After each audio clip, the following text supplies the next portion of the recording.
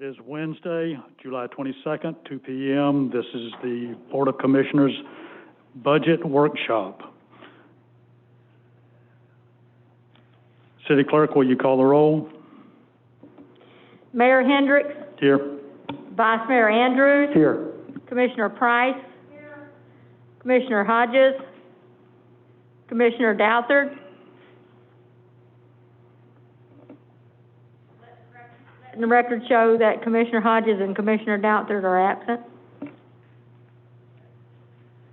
Mr. Mayor, if I may just take a couple minutes. We had some information come up today that I wanted to relay to the Commission. And it involves the Crystal Island project.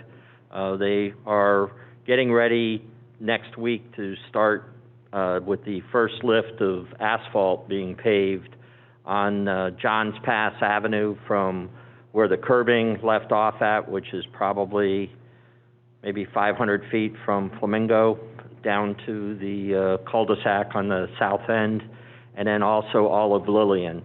So they figured the project will probably take 3 days, but they have made a request, the contractor has, to be able to do the paving work at night. And the reason why they made that request, there's a lot of service vehicles that come and go during the daytime, and it's really had an effect on their timetable. So they're hoping for the quality of the job and the opportunity of being able to get in and out quicker, that they'd be allowed to come in and do night work, which I asked the question, does that mean the little beeping noise as they're backing up, are you going to hear that? And the answer is yes. I mean, that's an OSHA requirement. So it's kind of a decision to, they can move it ahead of the schedule and do a better job. And Jamie, correct me if I'm not covering the issue good enough, but, and I said, well, listen, we've got the commission's going to be here. I want their feedback before we make a decision. So I was hoping Commissioner Hodges would be here, but she's not going to be here this afternoon. So when does the decision on this have to be made? Excuse me. I'm sorry. Today. Okay. They want to start this Tuesday night is the request. I think it's the citizens that live on those streets that we need to hear from. I mean, 'cause it doesn't bother me. I mean, actually, I do hear that beep, beep, beep all day where I live, but I don't know how I can make that decision. People with kids or babies or, I don't know. If I lived over there and I worked, I would want to get some sleep at night. For me, doing it during the night doesn't work. Certainly not without some notice to the residents so they can make some other plans and us get some feedback from them. But for us to make a decision today and not be able to give those residents a chance to make some other arrangements, if we had that time, I would say, yeah, let's do it at night. Mm-hmm. But for me, I would want it done during the day while I was at work so that I could sleep at night, and that's just my feeling on it. Sleep is important. I mean, it's obvious, but I just thought, between the inconveniences that they've had and the opportunity of having a solid surface to drive on, and that's the only reason why I even brought it up. So yeah, they've had ample opportunity to get with us though. Right. Before this all came out of an 11 o'clock meeting this morning that we found out. So, okay, we will. Is it only weekdays, or are they looking at the weekends? Like I said, I couldn't agree with John anymore. This would be a good time if we were a district and we didn't have to freaking worry about it. No, I'm kidding. And just make a decision, then it would be great. But is it going to be a weekend thing? Because I don't think you can just surprise people with this. You're not going to. That's going to be. So their request would be from next Tuesday night through Thursday night, and it would be 7 p.m. to 7 a.m. The reason that it's, I guess, only a week in advance notice is because they're trying to schedule it between multiple other projects, and you can only predict how far out you're going to be for the contractor side of how much area we're going to get ready, and You know, it would be great to have a month's notice, but it's just not realistic in this situation. A week notice would have been. A week notice, right? And Any notice. Yeah, any notice. sure, so they do have another job that they're trying to schedule next week also and kind of work them together. And so, if, you know, if there's an option of overnight at all during the week, we could see if that schedules works for them.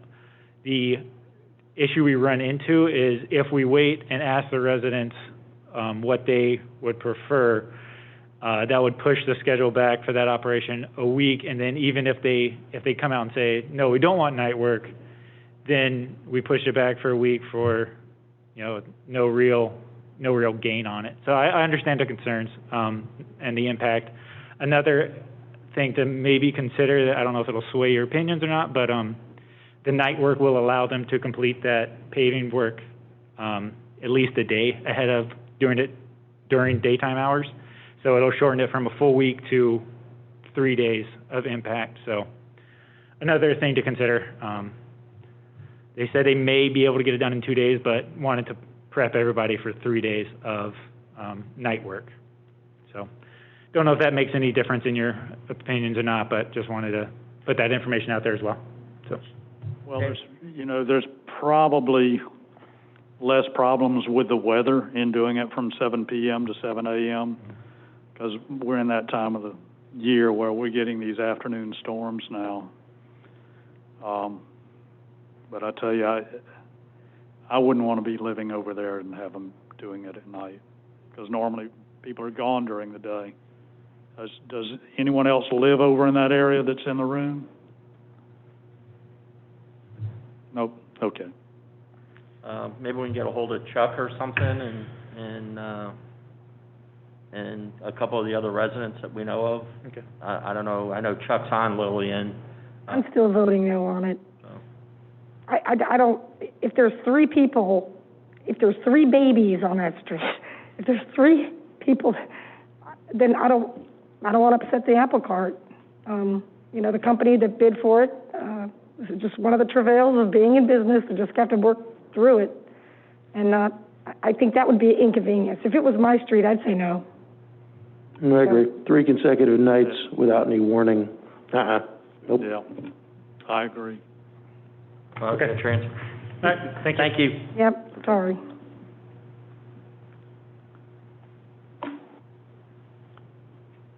Floor is now open for public comment.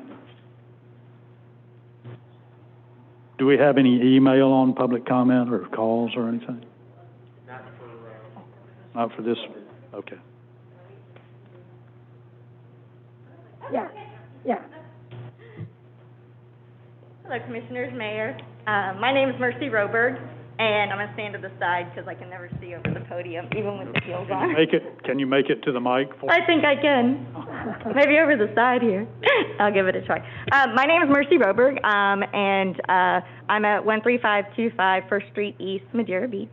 And I am your representative to the Gulf Beaches Library Board. So I know that there's been some discussion on the budget for the library, and I just wanted to introduce myself because I wanted to make sure the city knew who their reps were. And Marilyn, if you want to introduce yourself. Okay. I'm Marilyn Hafling.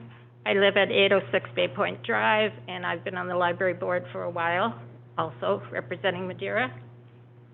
This is my first year, so I'm learning the process as well. But it was my understanding that we represent the city, and so if there's questions that go to the board, then the city comes to us through the manager or through your awesome leadership, and we bring that to the director. And so the director called us saying that he had some, conversations and he didn't know what to do. So Marilyn and I said, well, we'll come and you tell us what you need, what you want. We bring it to him. The way the board's designed with the library is it consists of other beach cities. So any requests you all have, we have to take to our board, just like citizens bring requests to you. Then we have to vote on it as a board, and we vote representing your interests, and the citizens. So we just kind of wanted to bring that up because I'll tell you, we kept getting calls from the director, but no one from the city ever called me, and I said, okay, well, we should go introduce ourselves and make sure we represent Madeira Beach. So any questions that you all have, we're here to answer them today to the best of our ability. Can't promise anything. And then following that, we'll go through the process that, just as you commissioners know, the boards have to go through voting on things and whatnot. So thank you for your time. Marilyn, anything to add?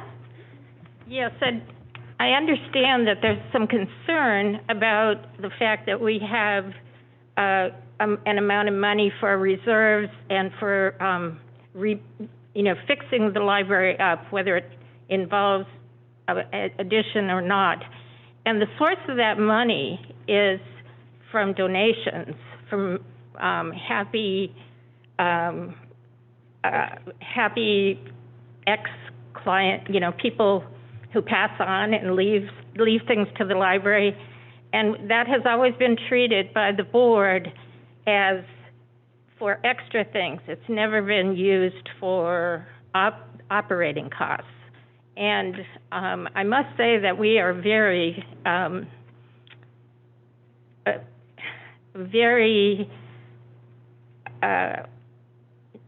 inexpensive library. We're probably one of the lowest as far as what people are paid, and they have been working greatly to keep, some service level and to be open through this whole process. And we've re-looked at the budget. The board passed this particular budget. We would have to have another board meeting, and then the other 4 cities involved would say, if Madeira wants a break, or if you're going to break what you've always done, which is not to touch this money until we are doing improvements, and we foresee that coming about. But it's also acts as our reserves, and we have not we have not had a meeting. So we need to kind of know where you're thinking. We don't want to be surprised with some kind of amendment to the agreement, and that's why we decided to come here today. Okay, thank you. I wish we had had this discussion back a ways in the process. I wish so too. I agree, Mayor. Because I brought this up when the budget was put in front of us, and as I said, and I know y'all came up during public comment, but I will say Madeira Beach has taken a hit financially because of the COVID-19, as has every other beach community. I will tell you, I have spoken to one of the other mayors in the Big C. He has told me he is 1,000% behind me on this, that it needs to be reduced. Everyone else, all the cities are taking a hit. The library needs to do its share also. May I? So I think the suggestion would be, because I think, and I know that the director was asking, when you bring a number, he didn't know what to bring. Do you want a percentage lowered? Do you want something lowered out? Because what he has to do then is, just like any staff member here, they have to reduce their budget, and then they have to, within their department, and then it goes into the total budget, right? So he needs to go back, and if Madeira says we want a 5% reduction in the budget, that's 5% for Reddington, 5% for y'all, 5% for everybody. And so he was kind of stuck on line items, and if that's it, if you say we want 20,000 less, whatever your percentage is, getting that in writing to our board, so then each city can go back, and I'm sure the cities would appreciate a little break this year due to COVID, but it's just a process, right? So if we could get that, maybe something from the city that we can bring to the director and say, hey, the city's asking for this, then Reddington's asking for this, Treasure Island, everyone's asking for the same percentage. It does lower, there's the PPLC, which is the Public Library Cooperative. It'll lower their percentage that they give. So just keeping that in mind, I think, verbally it's hard to, sometimes people don't always communicate the best verbally or hear the best verbally. So anything we could get in writing that we can bring back, I think would solve a lot of these issues, and we can go from there. Yeah, I saw a number of things when I went over that budget. New furniture, $45,000 for books, $8,000 for DVDs and CDs, $50,000 going into a certificate of deposit when you've already got almost $500,000? So a little bit of those restricted funds, right, with the donations that Marilyn talked about. So when someone gives a donation, if there's a restriction on it, so like the furniture and things like that, and I don't know, that's something that they would have to look at from the accounting and legal side, and I'm sure Vince can get those answers to you. So if there's a restriction on it, just like here, then that has to be looked at, and it may also have to be spent in a certain category. Yeah. So completely agree. I think our best solution to move forward is just ask us in writing what you want so we can bring it there and we can just, lay the budget to rest and hopefully everyone's satisfied. Yeah. I would like to point out, though, that none of the staff have had an increase this coming year in the budget. That's how they've managed to keep the budget the same as last year.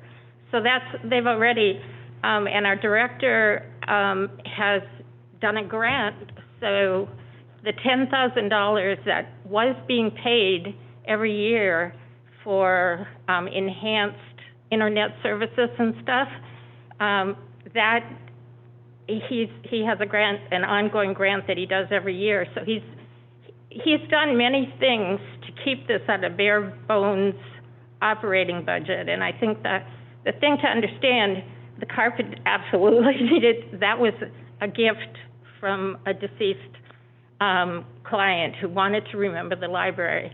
And so the bulk of that new carpeting there, which was very expensive, came from a new grant through probate of someone who had been a member. But we have many things. I don't know how well you looked at that library, but we love the library. Nobody's asking for a new library. But there are things that haven't been done. And the money that we've been secreting for a building thing may end up going for fixing up the place.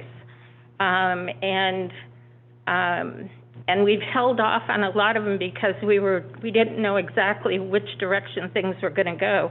And that $50,000 going back, we had opened an account, especially because we were going to go forward with an architect and things like that for an add-on, but that probably is not going to happen. We've run into problems with costs for arborists or whatever to move oak trees if we want to go in one direction, and then this thing for another direction. And so we may, in fact, be trying to use some of the interior space for the extra meeting spaces that we need. But we definitely have explored and done a lot of things to try to enhance the library. And we really need to sequester that money. It's not like it's just sitting there and not, doesn't have a purpose. And really the people that, have raised money for us or whatever didn't want it to go for salaries and day-to-day operations. And it is a very bare bones budget. So I understand that, and I know y'all are good folks, but everybody's having to tighten their belts. It's just the times. I understand that, but we've got what, 3 meeting rooms here, Doug? Yeah. So really, for the library to enlarge their meeting room is simply to compete with the city of Madeira Beach. Do we really need that? And we'll get into more discussion on this when we get to it in the budget, and we'll discuss it. Right. But I thank you for your time, and we're not here to beat you up. We're here. Well, remember, we're here to represent you all. Yeah. We're not here to be beaten up either. Yeah. And we just we're just here to. Go ahead. Everybody's struggling now. Yeah. The city's struggling, the businesses are struggling. But when I see that budget, I don't see the library as struggling.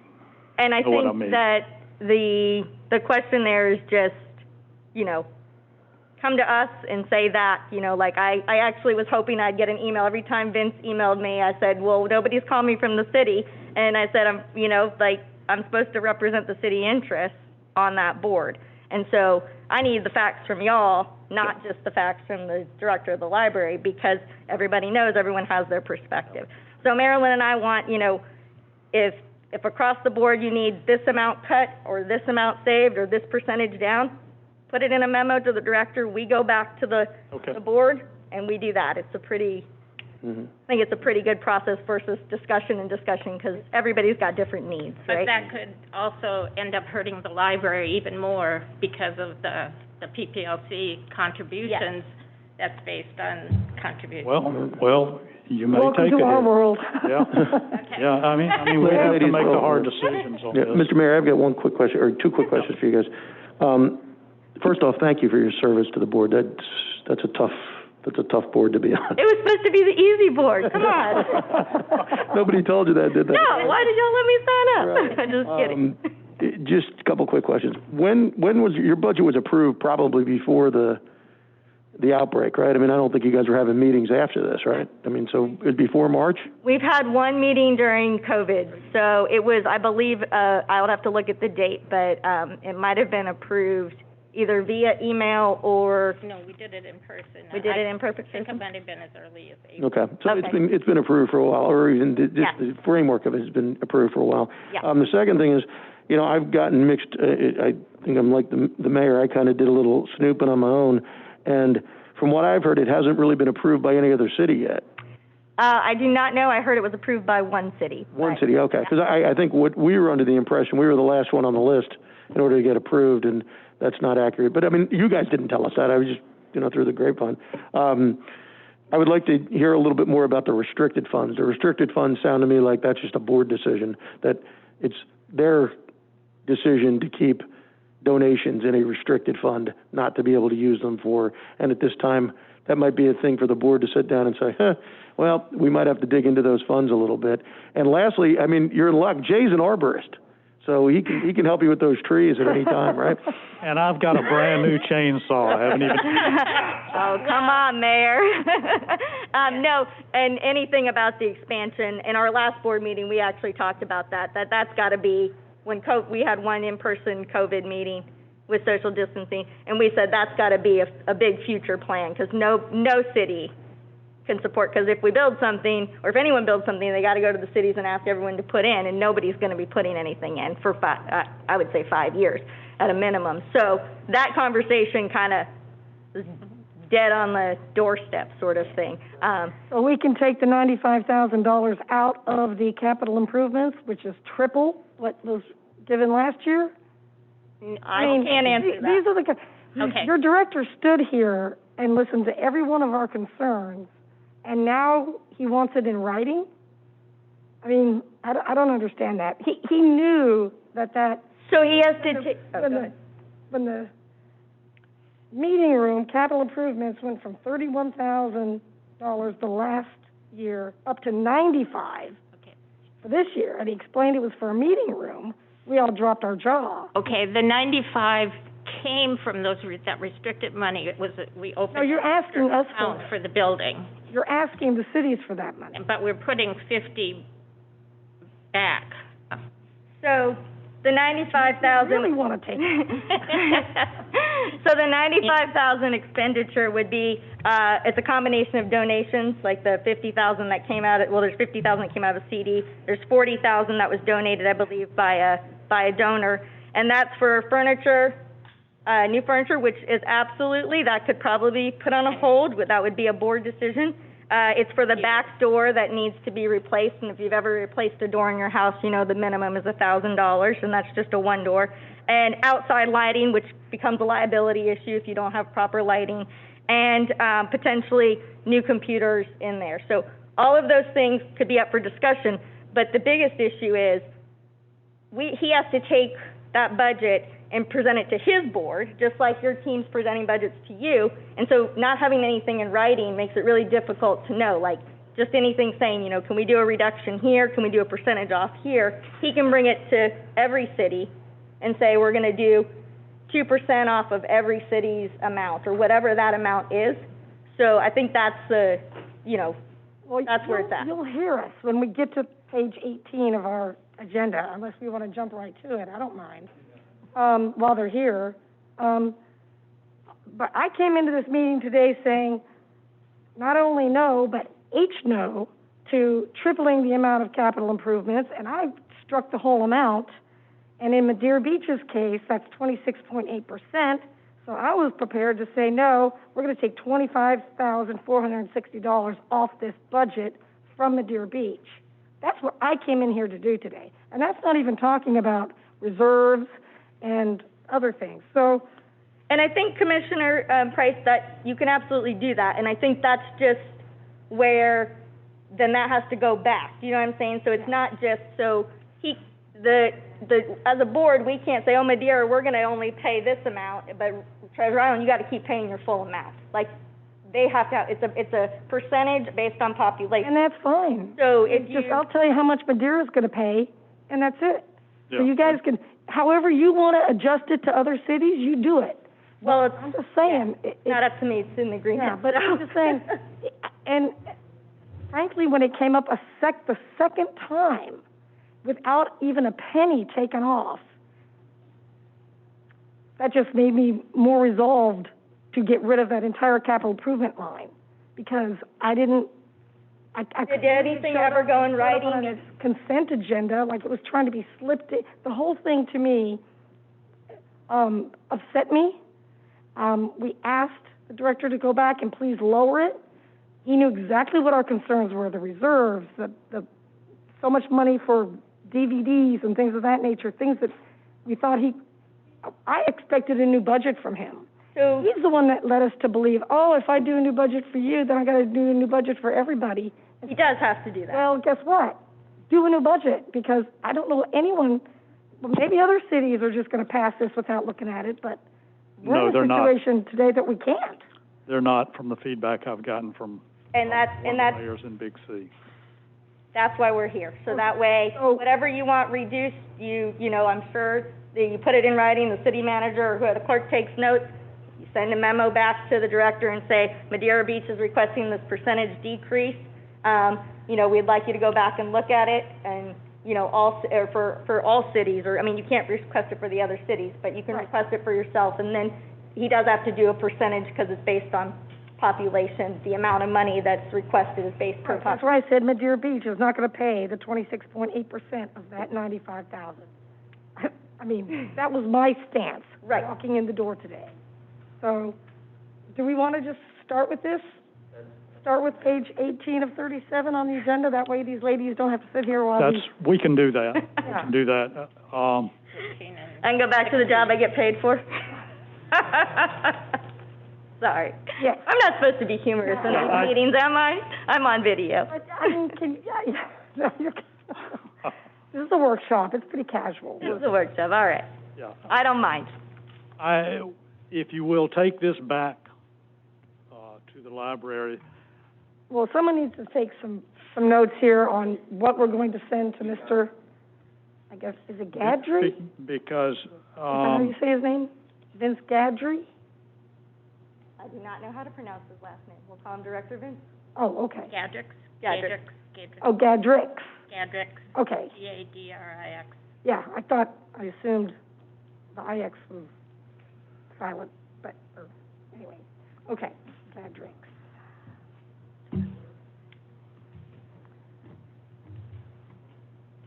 So I don't know how do we just want to talk about, I can't hear.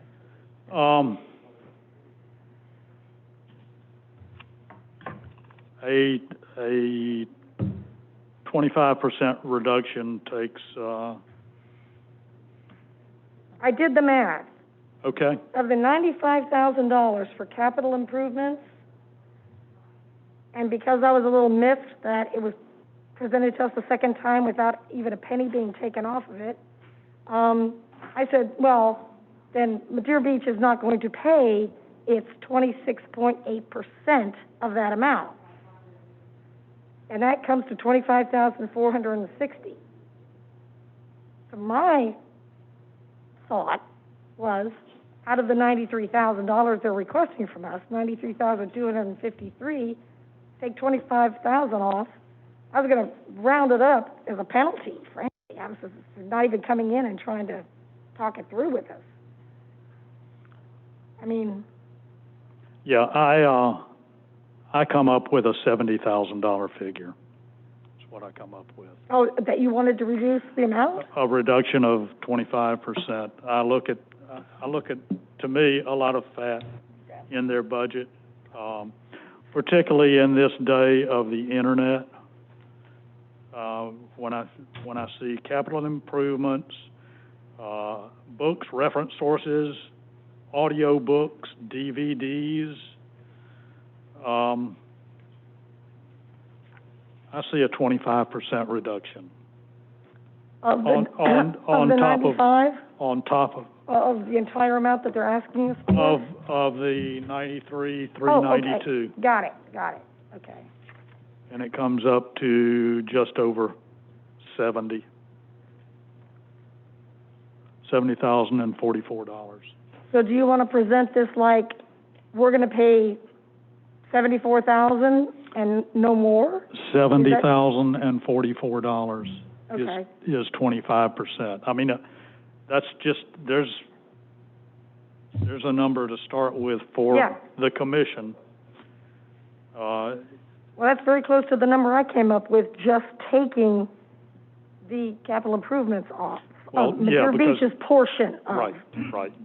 Because, well, that pretty much coincides with what they're asking the city of Madeira Beach for. Yeah, the amounts are very similar, you're right. So, that's my feeling on it. Of course, I'm one of 3 here today. Well, my number was very close to yours, so, I mean, Good by me. I mean, I think, I think I put out a proposal because I honestly thought that we were the last one in the thing, we were holding something up, so and I said, all right, well, we'll pay this year, but everybody goes for free next year, which would be even cheaper than this. But I doubt anybody would accept that proposal. So I think this is really fair. I think if you actually look at, if we went to 2019, 2020, and you knock that budget number back to 586, 173, it's probably what our cut would be anyway, about $70,000. So, Could I ask if there's any other department of the city that's taking as big a cut as 25,000 would be out of 89, a request for 89? Absolutely, and when we get it in here, we're going to get to it. Because there's So a items in here where people are asking for 200% more than what they paid last year. Okay, but is that new money? I mean, a new request, or is it an ongoing operational request? I mean, that people are actually, that a department's actually getting more than a 25% reduction? It very well could be. We're dealing with y'all first, because you're here. The other We jumped departments ahead to don't that. have $900,000 sitting in the bank. We don't have 900,000 in the bank. We have a 500,000 reserve for building and improvement, and, yeah, we don't have An that. audit came along with the initial budget. And it was gifted requested that. particularly for, I make charitable contributions also, so I understand that, but I mean, it doesn't matter how you get it, you've got the money sitting there. but I know what the salaries of the staff are too comparatively, and they're very, it's a hardship for them. Mm-hmm. And they are a real asset to the city to have the library here. When things are operating well, if we ever go back to normal, that library is busy. You've seen an abnormal time right now between all the paving that was being done earlier in the year and then COVID and all that kind of stuff. Yeah, well, And hopefully you're there to represent us. So this is the proposal I have is $70,000. And So it would be helpful if it's in that percentage, so that way, in the writer, if you say you want a 25% reduction, so that way, when we present it to the library board, the other cities, if they choose to ask for the same, there's a measure. So, which, that is 25% from Madeira is significant, and 25% from Treasure Island is significant, as is 25% from the PPLC.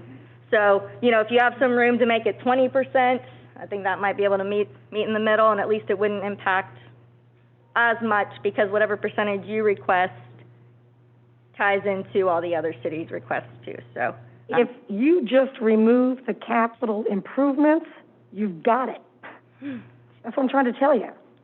Yeah, I see that. That one line Commissioner, item sorry. off, you've made your budget, and you can have everything else you asked for here. Yeah, I also kind of think the beauty of what, Carry rate for another year. yeah, look, and this has nothing to do with what happens the following year. If everything goes back to normal, we love the library. Nobody here is going to say disparaging words about it. I think and I'm hoping I'm following what my commissioners and mayor are saying.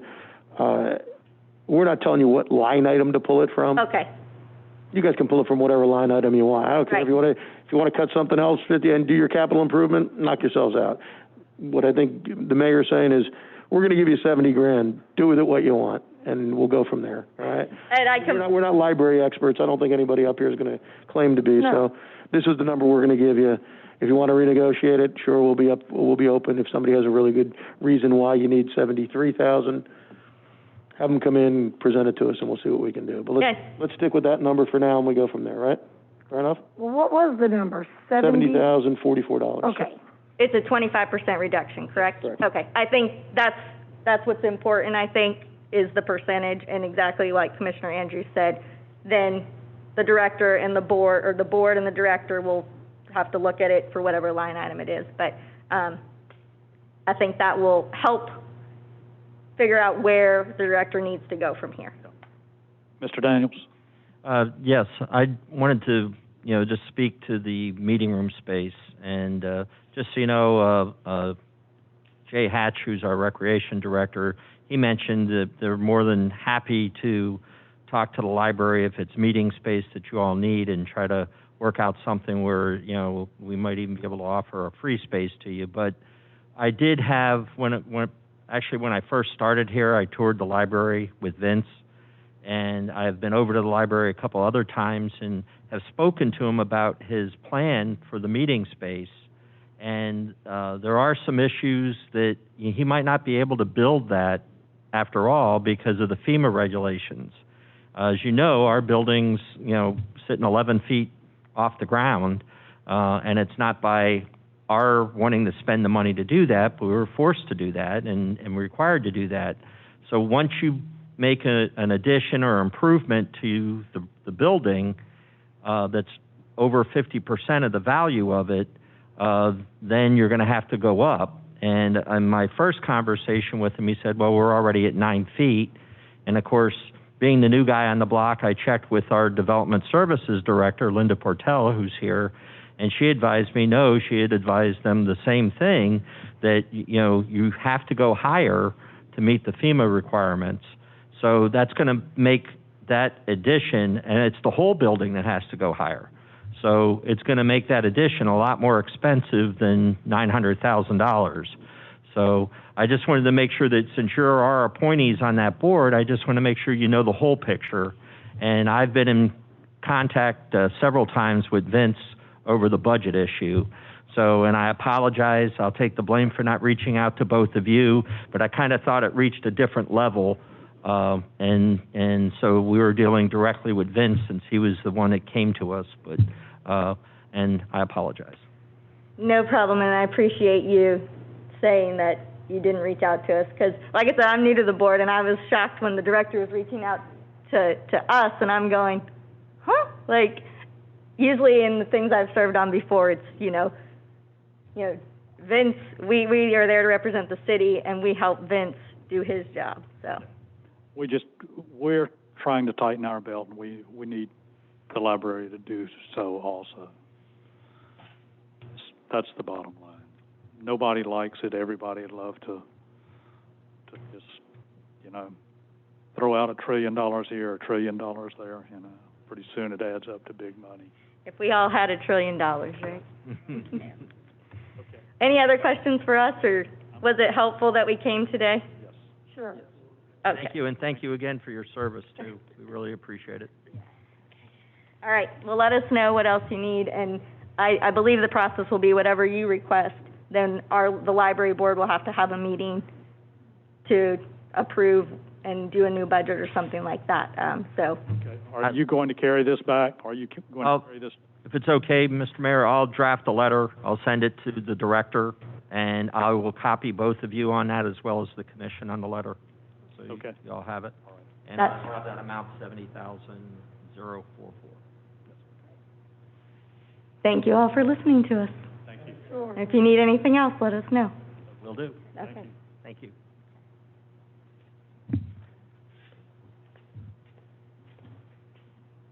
Mr. Yes, Bob. Is there public comment still? Yes, actually, yeah, they came up during public comment, so. Or should I say that, are you done with the library? Yes. Yes.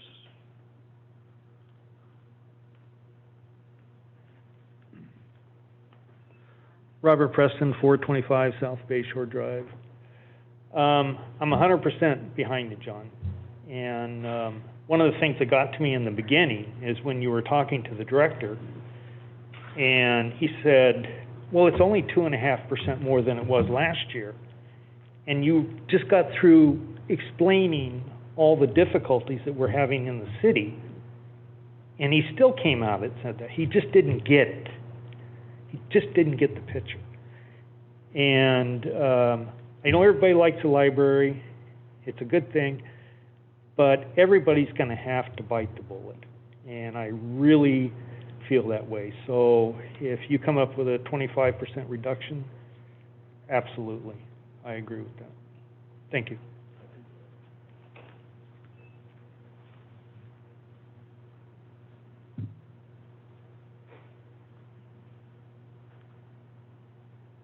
Okay.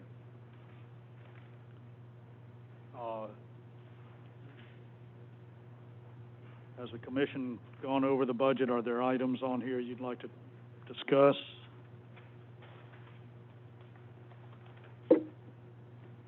Yes. First of all, I have a request. When we print pie charts like this, like on page 5 of 37, can we get the list in descending order or some sort of, something that makes sense? Because it just seems like it would have been easier if property taxes was the first thing on the list, and the second thing on the list, intergovernmental revenue, and the third thing on the list would have been parking, so that when I'm reading down, I say, okay, number one, our biggest source of revenue is the property taxes. Second is intergovernmental revenue. Third is parking, and so forth. So I can get it just would make more sense than, because right now it doesn't seem to have any rhyme or reason. So I guess in the future, if we could get that done, and there's another pie chart in here as far as, I guess, expenditures.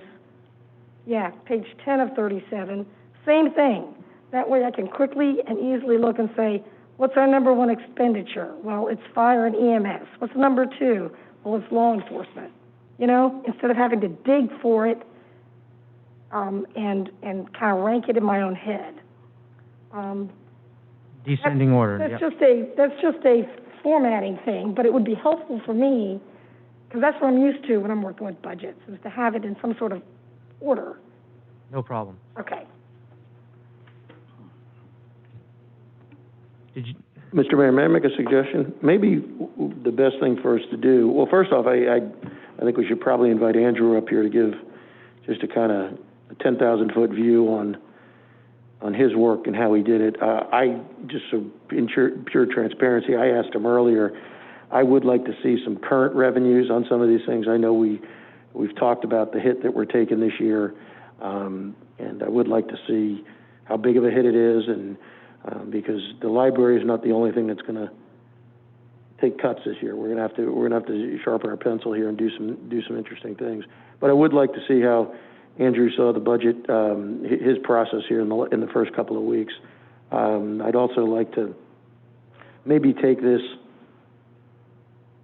one by one through. It's usually the best way to do it. Let's go, you know, hey, we'll go through revenues, we'll go through them, we'll take each city manager's office and then all the way through and go bit by bit and stay on a certain topic instead of trying to bounce around, because I think everybody ends up getting confused after that. So, I mean, if you don't mind, Mr. Mayor, I'd like to hear what Andrew has to that's say about fine. his I had gone through this, from beginning to end and have, something basically pretty much all over the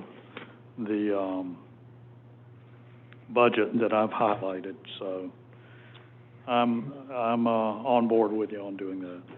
Thank you. Okay. Well, we'll take this page by page. Starting at the budget summary page, and yeah, like you said, I'll provide a brief overview of what it all means, and the budget summary is the first page that kind of really pulls it all together, pulling all the revenue and expenditure information from the subsequent pages and kind of gives you a full depiction by fund. And then from there, we'll kind of get into some of the detail. We'll talk a little bit about, first on the second page on what we have initially in available beginning reserves and fund balance and net position. We'll give an overview of the capital outlay projects, talk a little bit about this interfund allocation and what that means and its impact on the budget for each fund. And then we'll go into some specific information on revenues and expenditures. So first thing, just the budget summary. So this contains all of the funds of the city, both major and non-major, both governmental and enterprise. It's tentatively now a balanced budget. So balanced budget means the total sources line that you see matches the total uses line. Right. However, not in every scenario does total revenues match total expenditures. So in some instances, some of those sources needed the fund balance net position carryover used. So what that means is in a particular fund, there were not sufficient revenues and transfers in order to offset the expenditures and debt service payments and transfers out in a given fund. So looking at this fund by fund, you look at the general fund, we're 480-something thousand, we'll call it in the hole, the way this is currently presented. And then in the Archibald Park, much less so at 84,000. Gas tax fund relatively break even. Building fund coming out ahead. Local option sales tax fund coming out ahead. Sanitation fund coming out a little in the hole at 163,000. And then the enterprise, the stormwater fund. Remember, a big part of that existing net position was from unspent debt proceeds. So don't get scared that $6 million is something that we need to come up with. So that the enterprise fund had that existing money available to fund capital projects, but nevertheless it required a $1.1 million transfer from the general fund in order to help it balance. So let's talk a little bit first about transfers in and transfers out and what that means. So on the transfer side, we have $644,300 of transfers into the debt service fund. So this is what the general fund is transferring out to the debt service fund to pay debt service. And the debt service represents, you see $438,000 of principal and $206,300 of interest in that debt service fund. And so that's based on two issuances, the capital improvement bonds, Series 2013, that was to finance the construction of the city center. That's paid by the debt service fund, which is essentially funded through a transfer by the general fund. And then the other piece is the infrastructure sales tax, surtax revenue note, Series 2016. That was for the undergrounding project and initial funding for the undergrounding project from years ago. That's over time getting reimbursed by Pinellas County through the penny fund. So that's the transfer out from the general fund to the debt service. Then the general fund is also transferring out that the $1,174,000. And so that is roughly equal to all the principal, which is $944,000 is what the stormwater fund will need to pay in principal on its debt obligations, both the capital improvement or the stormwater system revenue bond from Series 2015. That was initially a $6.2 million issuance. And then more recently in 2019, that capital improvement revenue bond Series 2019, that was for $15 million. So your debt service in the stormwater fund for the foreseeable future is going to be, both principal and interest, going to be right about $1.5 million. And so right there you see the $944 in principal, the $567,000 in interest. So as you can see in the stormwater fund, estimated revenues around $775,000, just pure operations, personnel costs and then operating costs, $309,000 and $192. That's about $500,000. So the stormwater fund itself could fund about half of the interest costs, and then the other half we're funding from the general fund through a transfer. Andrew, one quick question. The balloon payment that we talked about earlier from the 2019 that's due in 2021, is that on this? Do you have it? Is that the 944? Is that the number, or is that? That's going to be the 944. Yes. That's the 944. That's the balloon payment that we had to pay.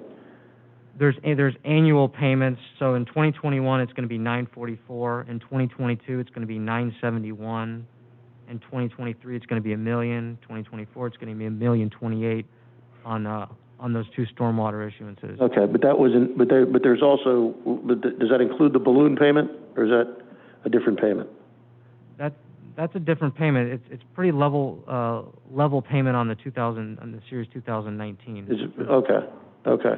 Now, where is the interest earned from that? There was we were told that we were breaking even on that for the last year, and that doesn't. It looks like we got about $90,000 in investment income, but we paid out well more than that just in interest, right?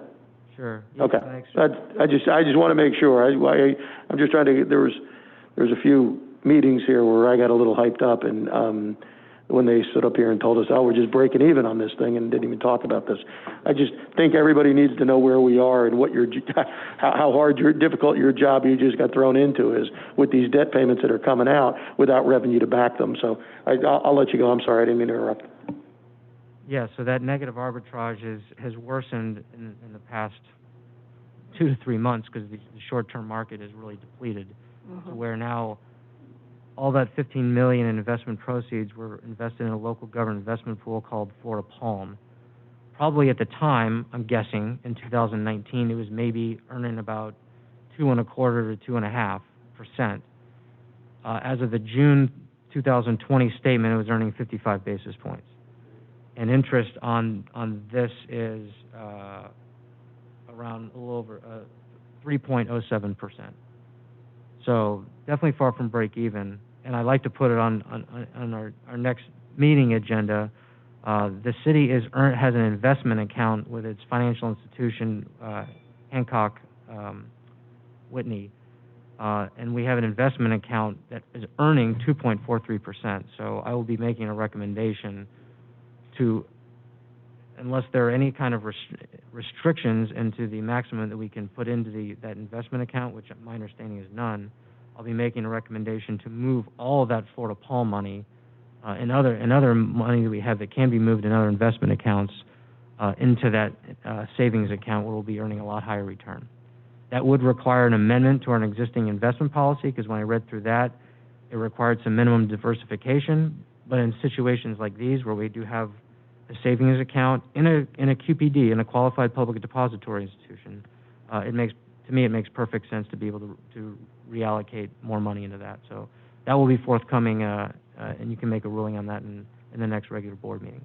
And I just have one more question from the budget summary, and we'll talk about it again later on, but because we are trying to balance a budget. I look at your enterprise Marina estimated revenues at 2.863. The Marina's never done more than 2.6 million, and as of half of this year, we were on pace to do about 2.1 million. That's a very aggressive number for 2021. That was based on feedback from the Marina director and providing those figures so we can get more information on some specifics on what those forecasts, Yeah, thank you, because, you know, I'm sure June and July were great months, because I know that the man sitting next to me, my mayor, is a big boater. I've never seen more boats out at sandbars and on the water, especially with the social distancing going on. Right. So I'm hoping our fuel revenue's through the roof right now. However, I don't exactly expect that to last through COVID and afterwards. So I think we got to be, I mean, if this is what we're using to balance our budget, I just want to make sure that that number is legitimate. Okay, thank you. I understand, makes perfect sense. And in these times, it was a great outlet, but obviously doesn't necessarily have sustainability long term. But okay, so any other questions on the budget summary? I mean, I think ideally, and this will segue into my next slide on the potential perils of utilizing existing fund balance available within a particular fund in order to balance that budget for that fund. So right now, of course, we would like to whittle down that $400-something thousand that's needed from prior year carryover. But at the same time, that money is available. And so if we look on the next page, on just a fund balance benchmarking analysis, and so I based all this information on the 2019 audited financial statements. We're about 9 months and change into 2020, and so I will provide updates to you all based on at least the city's own revenues and expenditures through 9 months. And I know Commissioner Andrews, you asked for that, so I'll certainly provide, and I can kind of show where do we stand in terms of fund balance to date if the year was to close, let's say, as of June 30. But as of September 30, 2019, we did have $12 million in fund balance, and a big part of that is what we have in what's called unassigned fund balance. And unassigned fund balance can be used on anything versus other aspects or elements of fund balance that are restricted, committed, or assigned to certain uses. So all in all, the city is looking relatively healthy in terms of the ratio analysis compared to a peer group that I pulled from other municipal governments in the area.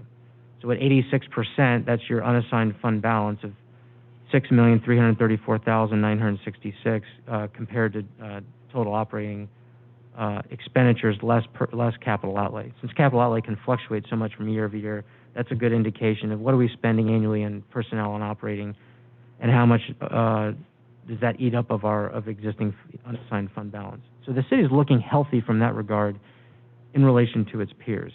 So certainly the city's general fund could absorb a bit of, we'll call it a hit, in what we budget in bringing some existing fund balance over, but it's not a trend that we want to replicate year over year, obviously. So if no questions, then the next slide is general fund. And so let's look at revenues of the general fund. Commissioner Price, your point's well taken. In the future, we'll look to present that in a more logical order, descending from highest to lowest. But as you see here, property taxes are far and away the largest revenue source of this city. And the next page obviously contains detail behind all of these, but here the summary, you can see what our different revenue sources are. And then if you go to the next page, we can kind of, let's maybe walk through and just talk about some of these. So maybe starting with those ad valorem tax revenues.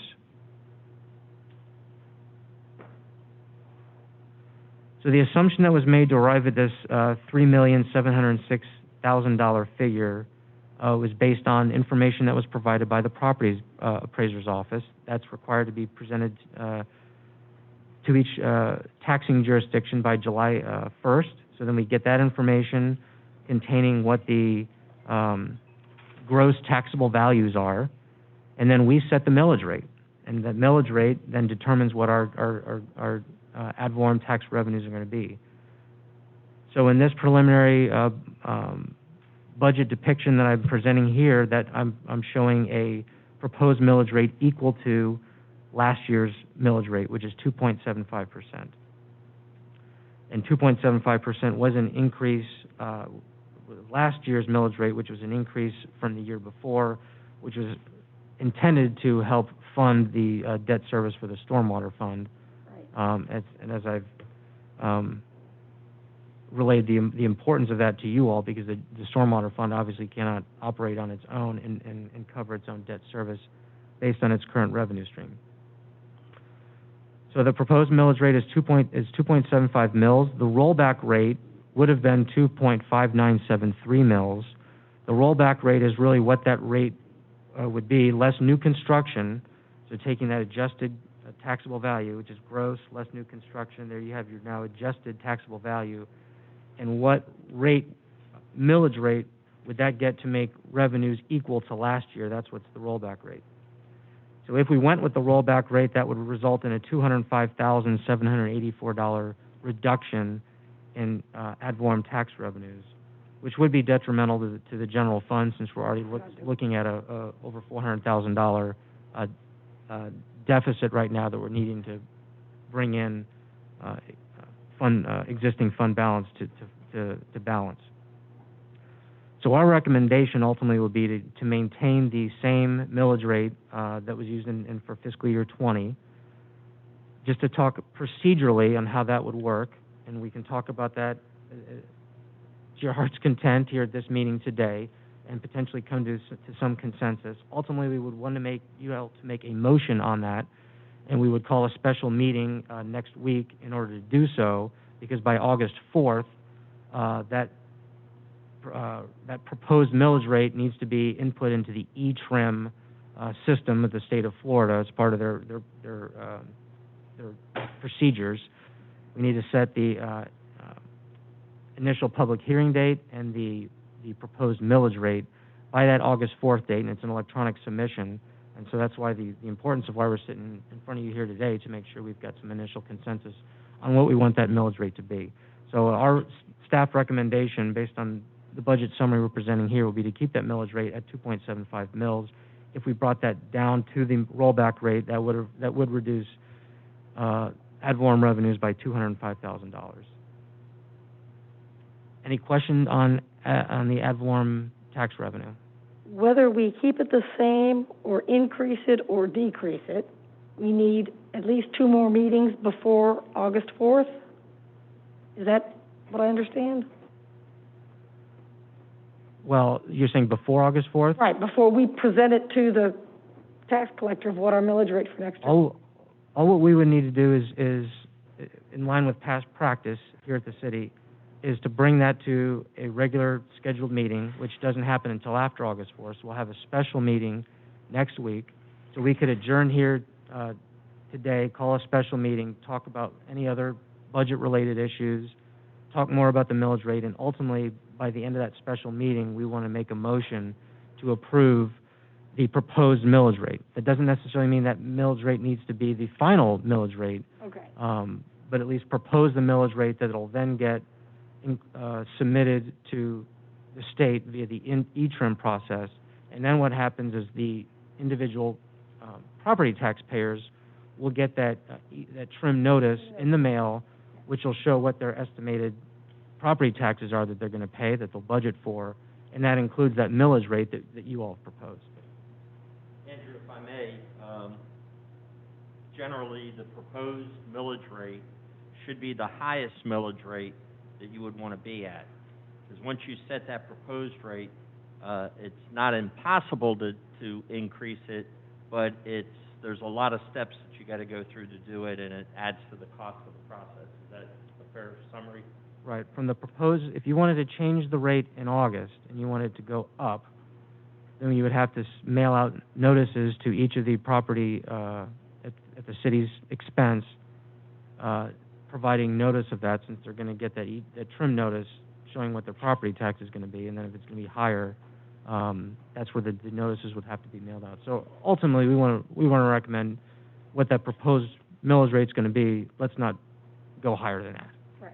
Well, we had a really big jump in millage rate 2 years ago, I guess. And I'm a big proponent of, if you're going to jump, let's jump a little bit every year and not just slam everybody with a big 1% increase or whatever we did. I can't even remember what it was though, but I remember it being about a 25% I think it increase. was 2.2 to 2.75. Okay. Yeah.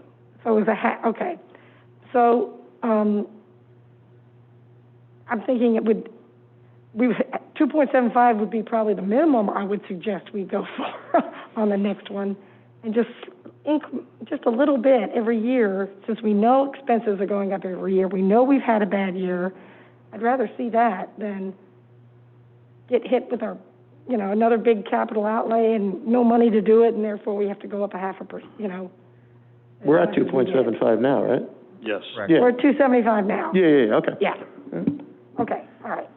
The only caution, as I said, whatever we decide at that special meeting, that should be the highest that you want to be at. Right. You could come back in August at, when you have to decide the actual trim date. Is that August or the first week in September? Set the tentative millage rate by that first public hearing, which is in September, yeah. Yes. So, and you could lower it, but realistically, you don't want to raise it from whatever you decide, and again, Next I haven't week. talked to y'all about the special meeting. Yeah. We were kind of looking at maybe Wednesday at 6, if that works out for your schedules, but, just so we can go through and, make a decision on what basically the highest, millage rate is that you would want to go to. And we can lower it from there if you wish. No problem. Excuse me just a second. City Clerk, can you let the record show that Commissioner Price is here at, Commissioner Hodges. Commissioner Hodges, well, Commissioner Price is here too.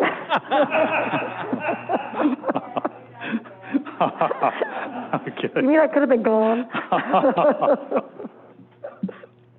Yes, I noted that in the record to show you. that.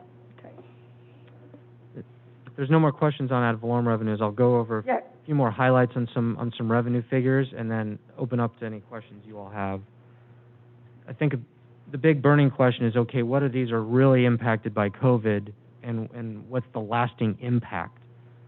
So mostly that would be sales tax type transactions that's based on underlying consumer transactions. And so there's what we call the state revenue sharing, revenues that we get that are based on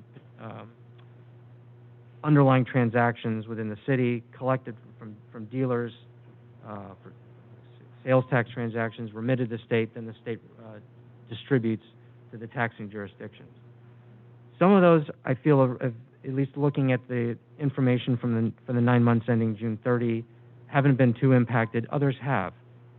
So if you look at under intergovernmental revenue, you've got communication services tax. So these are those taxes that you pay on your cable bill, on your cell phone bill, and that come back to the city.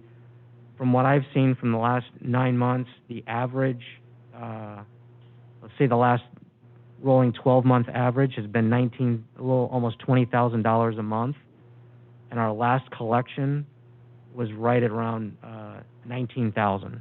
So not a huge impact on CST. People are home, people are still watching cable, people are still on their cell phone. I don't see that going really anywhere, no matter which way the economy turns. But then you've got the half-cent tax, so that's lower on that's account 335.180, that half-cent sales tax. That is a big revenue source to the city. I did budget that lower compared to historical, which is more in the 280,000 range. I put that down at 249,000. And just looking at the average of half-cent sales tax, the average has been right around, for the last 12 months, because we get these collections monthly from the Florida Department of Revenue.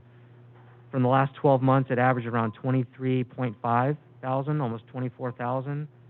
And then this past month's collection was only 16.7, almost 17,000. So it was definitely less. And remember, there is also a time lag between when the city gets it. So the city got it, the last one, on June 23rd. It was collected by the state on May 1st, and so it's based on then mostly April transactions when we were really in the heart of the shutdown. So hopefully that does improve, but that doesn't give me gives me a little pause for concern in potentially meeting the same level as years past at 280-something thousand. I'll also make a point to note the state, specifically the EDR, which is the Office of Economic and Demographic Research, which is an arm of the Florida legislature. They have a revenue estimating conference, and they have a team that is assembled to estimate all these revenues on behalf of taxing jurisdictions. You can easily go on the website and look at it any time. Unfortunately, as of last night, I checked, and they said they would have estimates available for these types of shared revenues between July 20th and July 24th. Well, we're at July 22nd, and as of last night, it was still open. So I will refine these numbers further based on those estimates from the Office of EDR, and they're not perfect, obviously, and there's a lot of unknown variables ahead, but at least from the budget that you see here, I have budgeted pretty conservatively based on what I've seen in the last 9 months, also taking into account prior year trends. Essentially done the best I could, but there will be additional information that will come from the state that will provide their own estimates, and we'll probably refer to them when that information becomes available. Then we've got some more just kind of one-time grants that are one-time revenues that are more grant from federal and state grants that may not recur from one year to the next. So you've got within intergovernmental revenue, you've got FEMA grant revenues. So we've got a FEMA revenue from COVID coming in for $130,000 that we're expecting in FY21. We've got a JAG grant for $48,000, a SAFER grant for $430,000.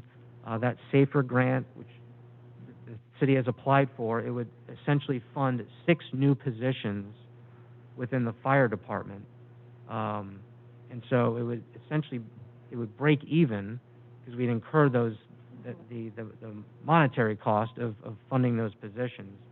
So not to skip ahead too fast, but you'll see it in in fire EMS. If you go to page, I believe it's page maybe 16 of your in your workbook, in fire EMS under personnel, I added that additional personnel for the SAFER grant. And this is no guarantee that the city's going to be awarded the SAFER grant, is going to carry through with that, but I am budgeting for that in case they do.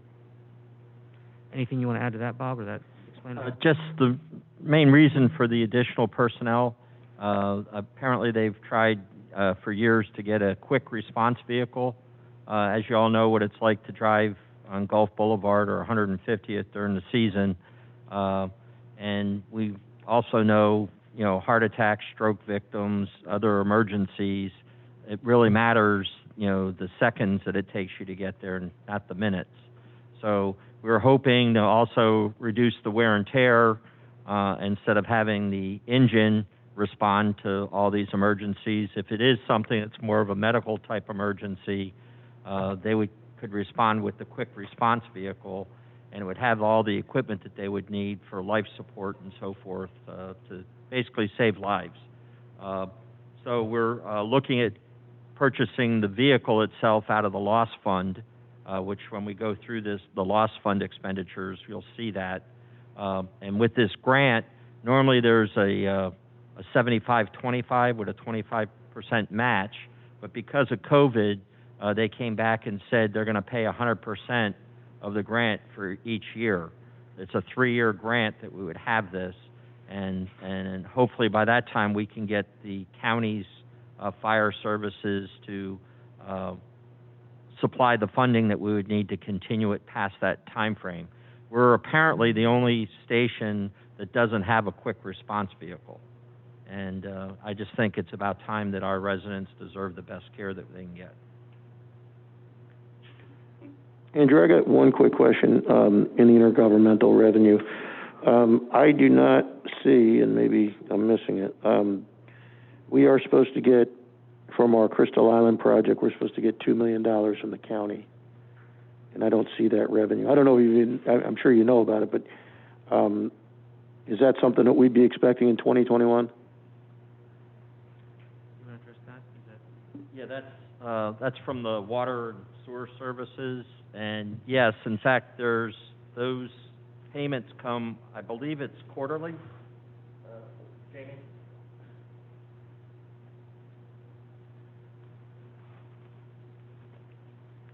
Those payments they've been behind due to the delay of getting the interlocal agreement signed. So once that was signed and executed, they're catching up currently. So I think as of this month, I think we've submitted 3 pay apps to the county for reimbursement. So those will start coming in. I'm not sure if we've received any back yet, but I know they have been submitted to the county. So we were a couple of months behind from our expenditures to getting, to sending their bill back to the county. So they should be coming in, but I'm not sure that any of them are currently on the books right now, so maybe that's why they're not showing up in that report. Oh, no, it's not even a report. I'm just looking at the budget for next year. If we've got $2 million coming in, that would look really nice on that line, right? So, is that what we're submitting? We're submitting costs to them, or were they, I mean, I remember the initial, the ending bid was 12 million, blah, blah, blah, 12. and 2 million was supposed to be funded by the county, which made our end of it 10 million, right? Correct, yeah, roughly. Now 12 million. We're supposed to be getting 2 million from the county. How are we billing them for that? I thought they just gave us one lump sum. I don't understand. No, they don't. The way it's worked out is we submit our pay apps with proof of the amount we paid, because the contract isn't a firm price. It's based on what they actually put in the ground. So we're unable to get an exact dollar amount until the contractor submits the work done. So once the work's done, we pay them. We provide the county proof of our payment. Once they sign off on it, they reimburse us, plus we'll have that, the 10% administration fee also. So there'll be an additional roughly $200,000 that we should be getting back from the county as far, just to handle the payment. Okay, not to get totally off subject, but how are we looking on that? Have we tapped into the contingency fund, or, I mean, I know there were some issues out there. Overall, we're looking very good. There have been some minor overruns, but in the grand scheme of the project, we're still looking good on the budget. There's no expectations of exceeding the budget. It'll all balance out so far. So far, it's looking like we'll all balance out, and we're in really good shape. So, where that money's been coming from, it just kind of depends on how you look at it. But overall, we're on track for the budget. The county's part on this, is that amount carved in stone, or are they just basically paying for their share, even if it comes in over budget? It's similar to us.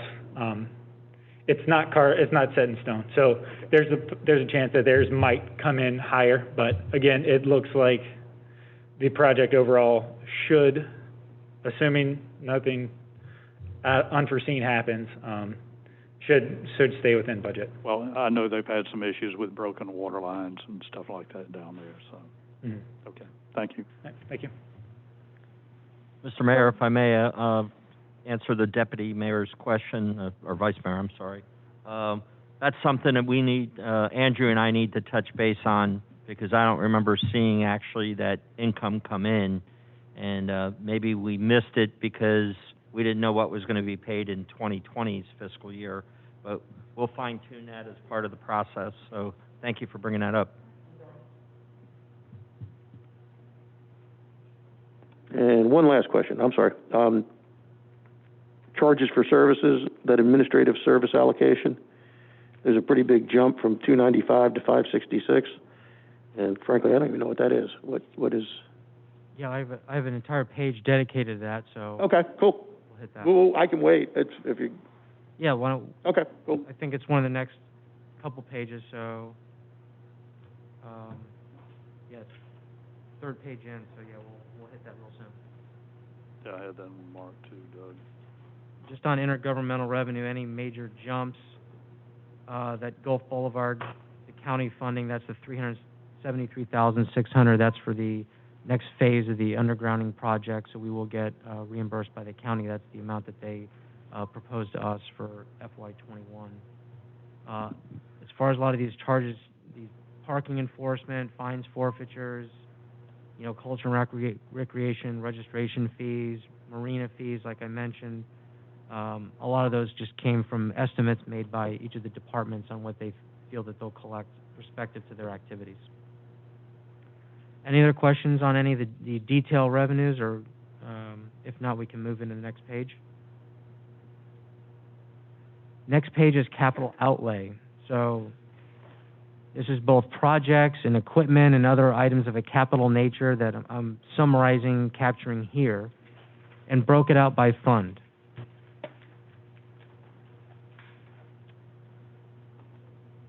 So, no need to go, unless you want to go over these one by one. Some of these are grant funded. So if you look at, maybe focus on the general fund, that Gulf Boulevard improvements for the 373.6, that's reimbursement based. So the revenue we come in offsets that expense. Other these would be potentially just funded by available general fund dollars. That the lost fund, local option sales tax, that's going to be for the penny for Pinellas, so that's going to fund the fire engine replacement and the quick response vehicle. And remember, that quick response vehicle assumes that we will be proceeding with that SAFER grant. If we don't, we lose the grant revenues. We also lose the personnel, which is a net zero, but then we will also take that quick response vehicle off. For now, the budget assumes that we will be moving forward with that grant and funding those positions and acquiring the vehicle. While we're on that, Public Works boat, $10,000. Does that have a motor, Bob? I know. No. It's a canoe. This is really more for, it's like a John boat for working with the stormwater, just so they can work with the pipes from the water end of it. And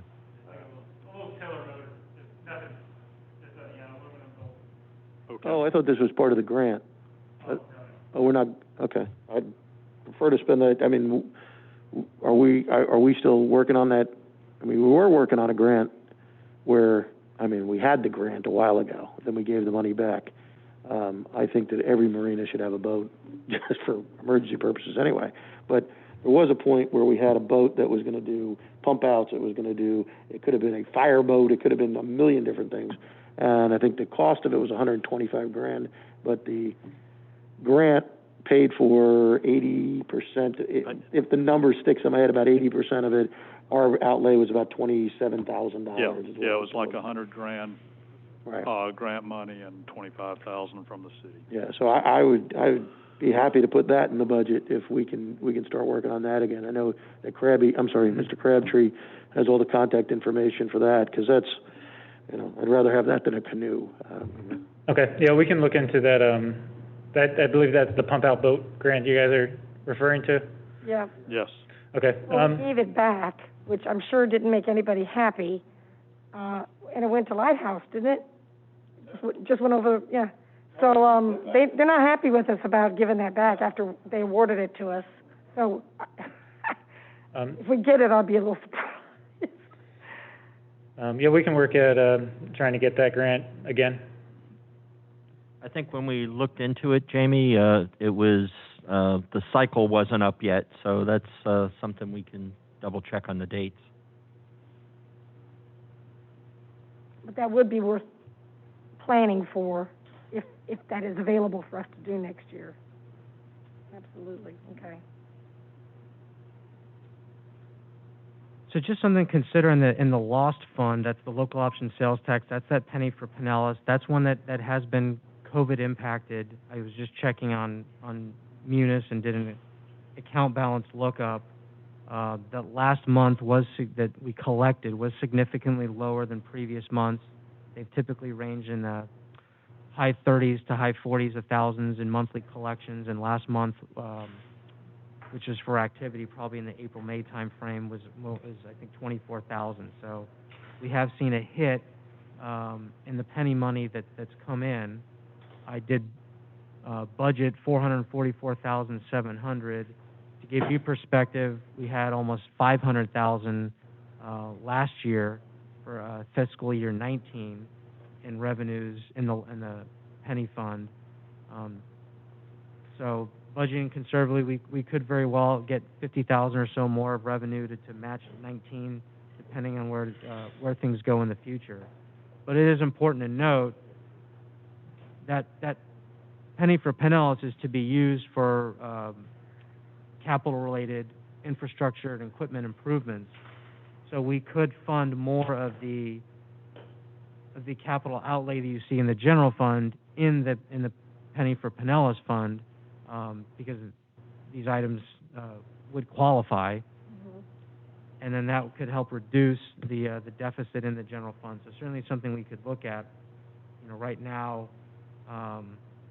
if you look at your budget summary, you've got about 458,000 in revenues, and then 320,000 in capital outlay.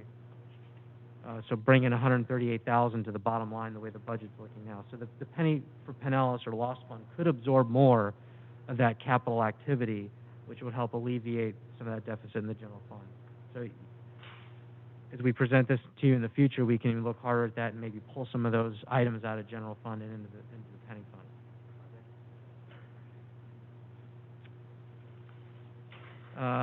Any other questions on any of the capital-related items? The fuel pumps at the Marina, we talked about that the other day when I met with Bob, but are those pumps going to be so that they can be operated by a credit card at the pump itself, Bob? Is that? I believe so, yes. In the works, okay. I've got a question for Andrew, if I may. Sure. On the carryover project that we had this year, there's some capital items that are carryover, and maybe you and I need to look at that, because I know we have the Court of Honor, but there's dollars in that project, and obviously with COVID, we haven't, moved forward with, other than the design work. And then there's the baseball field light, the LED light conversion. So you and I can get on that. Yeah, there was a multi-year capital improvement plan schedule, and that was presented to you all by my predecessor, Walt. And so certainly if there's some things that were budgeted for expenditure in FY20 that just didn't happen, we need to make sure we're capturing all that if there's plans to spend that in 21. So yeah, let's take a hard look at that. But what's presented here is what's on that multi-year schedule designated for FY21.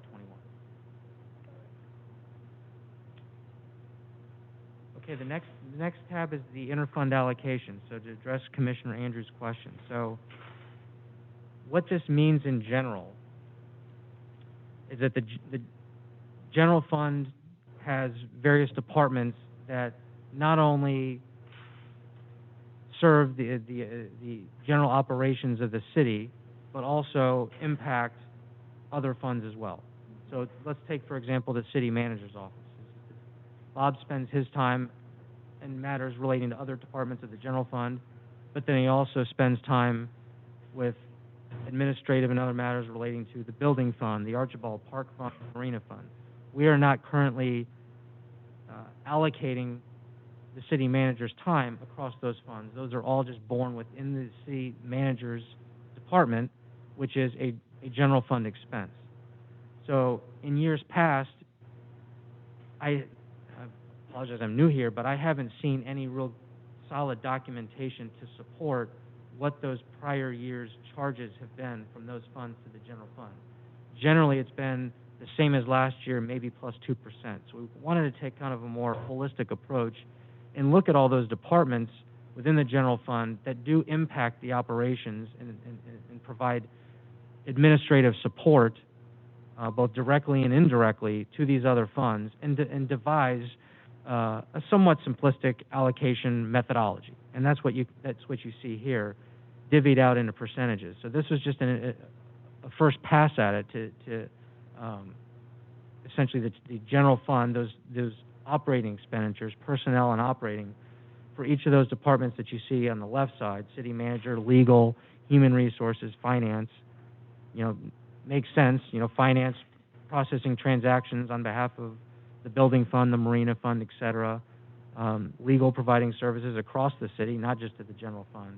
And so allocating percentages of their total budget, personnel and operating, to each of these other funds. And that's how we came to this allocation, which is revenue, charges for services to the general fund, and operating expense to these other funds that are impacted. And that's what this schedule depicts.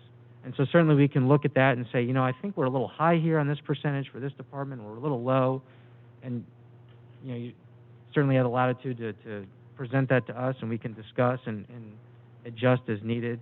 You know, there's one thing I see that isn't even on here is in the building fund.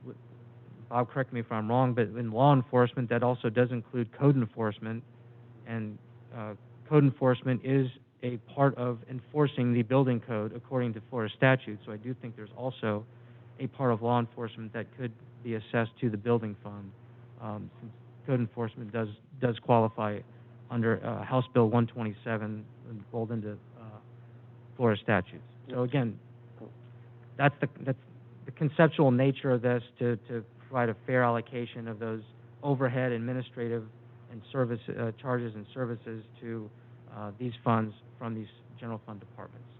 I got a quick question for you, Andrew. Have we done this before? Is this something did you just come up with this? I mean, I've seen this at other municipalities. We haven't done this before. What's that? We haven't done this. The city has, if it was probably done maybe years ago, and then it was just kind of rolled forward and There was an allocation each year out of the budget, but But not broken down like this. figure out what the methodology was to come up with the numbers. Well, this is stinking brilliant, man. This is really good. Yeah. We're looking, you know, we want. This works out really well. I mean, this balances it out. It's a really good idea. yeah, and that way it's transparent. It's not just a ploy to move money from other funds into the general fund, so it has some justification as to what and why. And again, it can be reevaluated on an ongoing basis to make the most fair allocation possible, so those funds can absorb their fair share of the direct and indirect costs of the general fund. Now, Andrew, did you talk to the different departments and ask them about this, or these are numbers that you kind of culled from existing numbers? This is what I've culled from my brief stint here and my sense of what it could be. But yes, this isn't the final flicker of the pen. We can talk to these departments. We can refine these percentages further. What I just wanted to present to you is now and in the future, I want to present a methodology to you all that makes sense, that we can use going forward. And of course, we can refine it as detailed as we want and do time studies by person, or we can just make an educated estimate of the time and effort and other variables that go into determining these percentages.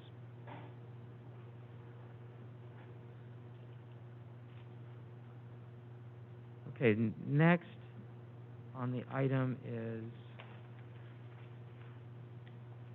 so general fund, let's go into operating expenditures. So these are the departments of the general fund. Again, public safety, far and away the largest between fire, EMS, and law enforcement.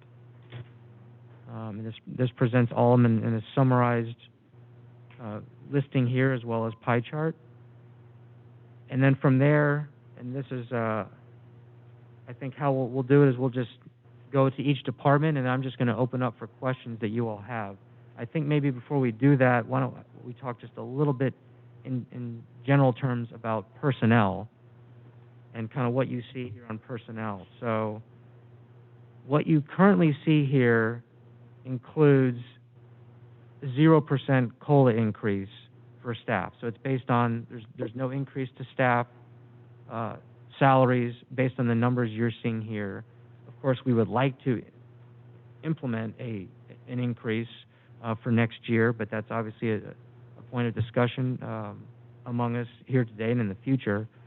But just so you know what the personnel figures include currently, It includes a 0% increase, and we were able to at least estimate the some of the cost of benefits, namely the health insurance that has increased from this past year.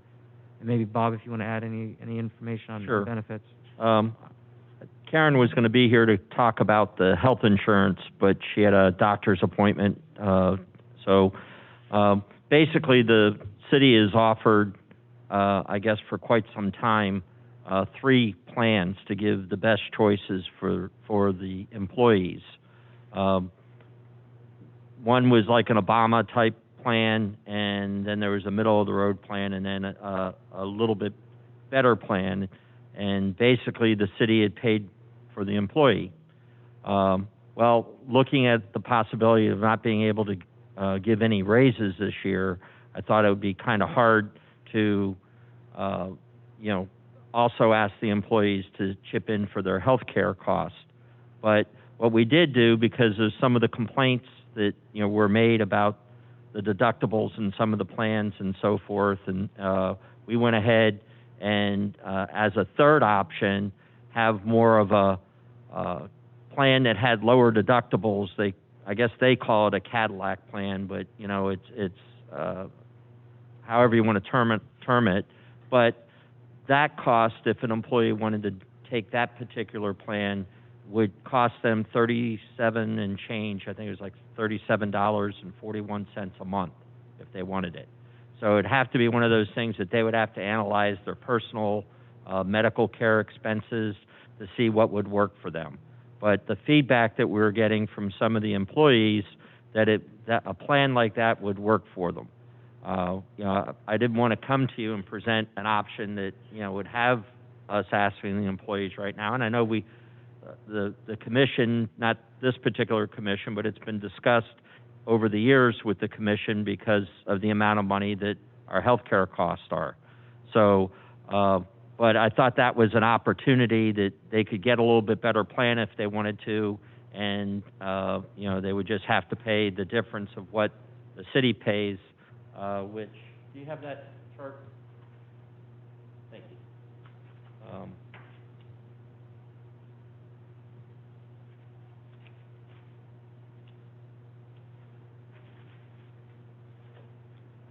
The city payment per month for employees is $795.46.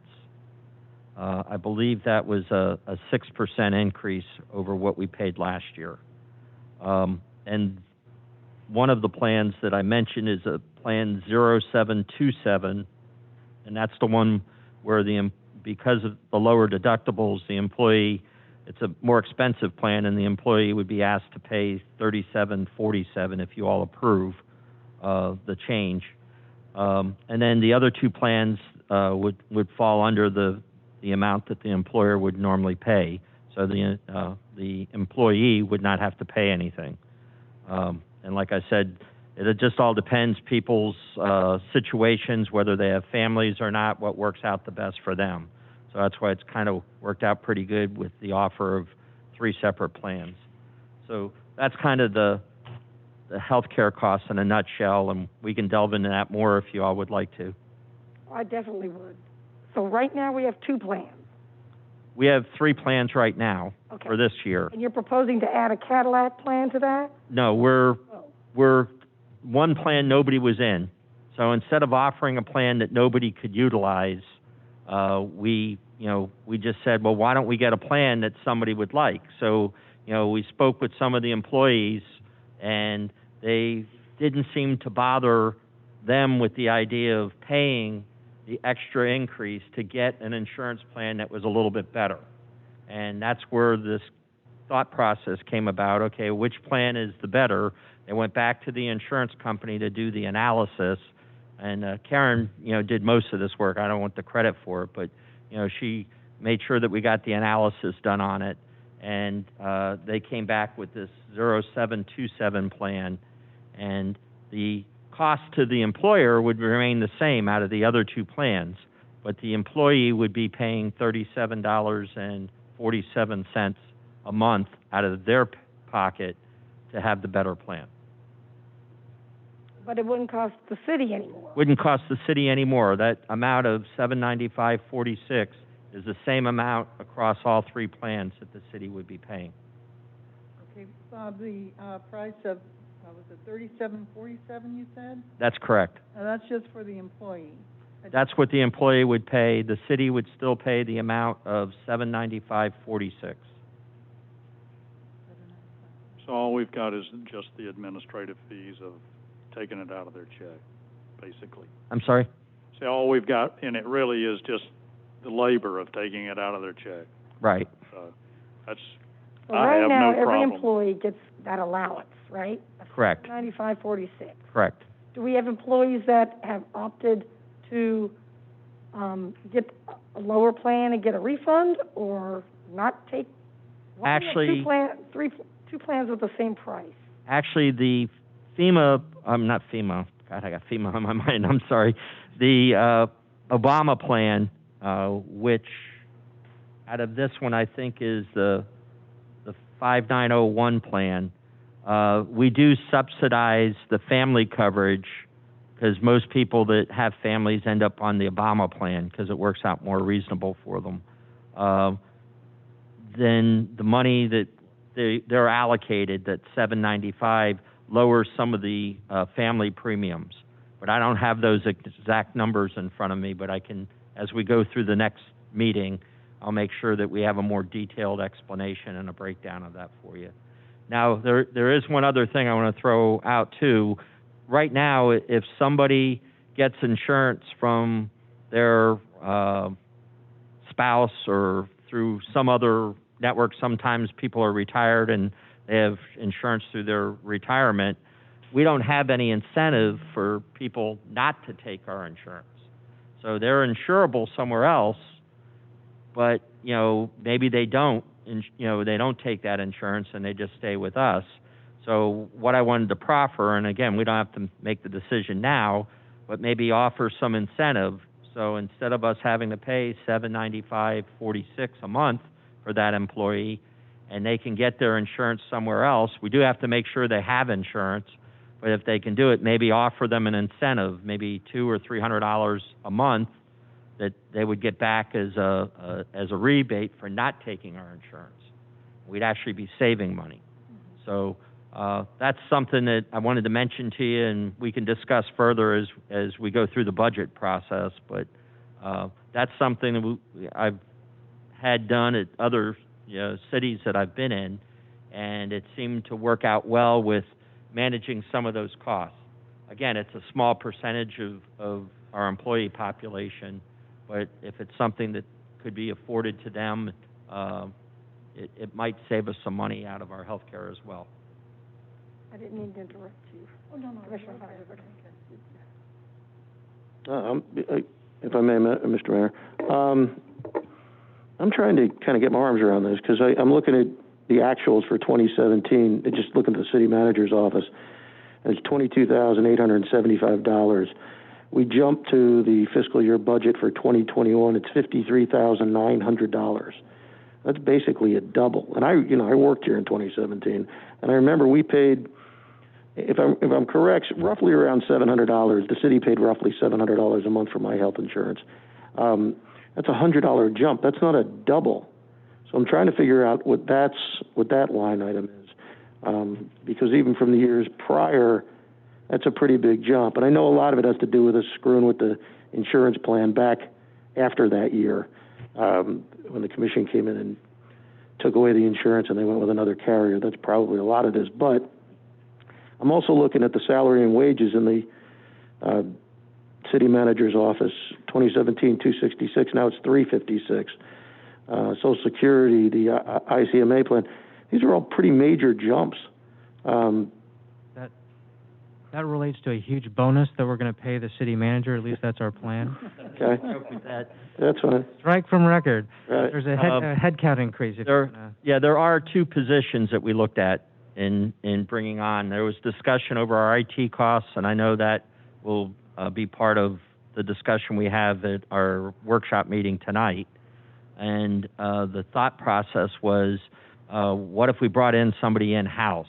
and how much can we save on our IT costs if we brought somebody in-house.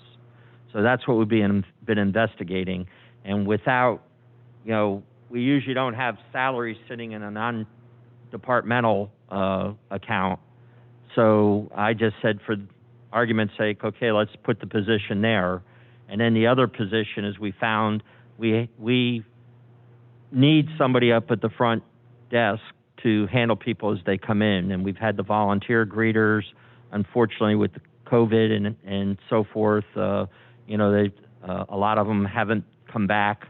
And we just needed some stability there to handle not only the phones, but the public when they come in. So there is a cost of a greeter position. And again, I just said, we can put it anywhere, but put it in the manager's office for now, and we can work it. So there are two positions that are in there. Okay. I mean, I'm fine with both of those. I'm looking forward to after looking at the network costs and the things that we're paying out, I'm all in favor of an in-house person, and we definitely need a person at the front desk. The one thing we have to discuss, and I know that now we're going to have to get to the tough stuff because we have to make some cuts. I mean, we didn't have a city information officer 3 years ago. This is all a new position.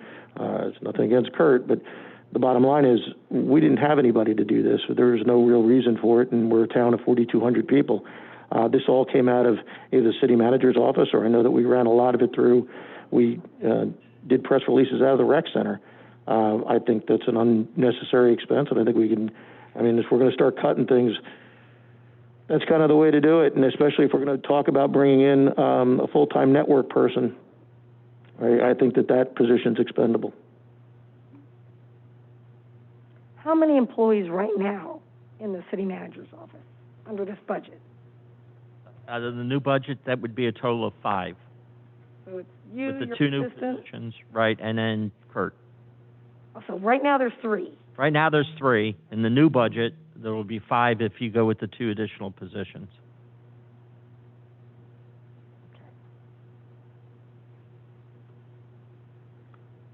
I do think, from all I've seen with the IT contracts, that we need to bring that in-house. It looks like it's going to be a big savings. Yeah, I don't mind an in-house IT guy if it gets us out from under some contract, if we can get somebody who can get in here and do it all. And we definitely need a front desk person. So that doesn't give me heartburn either, but that does kind of leave Kurt hanging out there. Right now, he's involved in so much other things. We're gonna have to, if we eliminate his position, we're gonna have to find other people to take up, because he's heavily involved in the Crystal Isle thing. I mean, I don't know. Maybe, we can talk about this. I just know that. He's given reports from Crystal Island. We have people, I mean, Jamie's office can give reports from Crystal Island. We never had a information officer prior to this. The only reason there ever became one was because Chief appointed a girl from the rec center to write press releases, and then Jonathan fired that person and brought in Kurt. I mean, if we're going to start making cuts and we're going to start being fiscally responsible, that's where we start. Well, I just wanted to mention, with cuts, though, we got to realize we're not going to be able to provide the same services that we've been doing. These meetings get broadcast all the time, and somebody needs to do that. So. Well, that's why we have an in-house IT person. That's what we're going to be talking about in a little bit. Somebody would be handling all of those chores. I got to be honest. I think we have way too many positions in the city. I know you guys have discussed it with me prior to your election, that there were way too many bodies here. We've had a huge increase in the number of people here. Now we're talking about adding 2 more positions and not subtracting any. Well, there are 2 positions out of our budget that we subtracted out of the rec center. Okay. We haven't gotten there yet. Okay. I mean, I know we're going to get to those kind of positions, but a lot of that is, I just think that's one we have to look at. We don't have to do it tonight, but I think that's one we have to look at. It's a big savings, and I think we can circle back and make it up somewhere else. But I think as far as what is involved, you know, I think as far as getting out press releases, that's something we never did before. I mean, and when we did it through in-house people.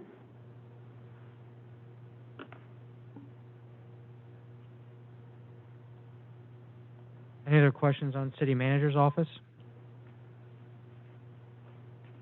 Next is legal services. Any questions on legal? Next is human resources.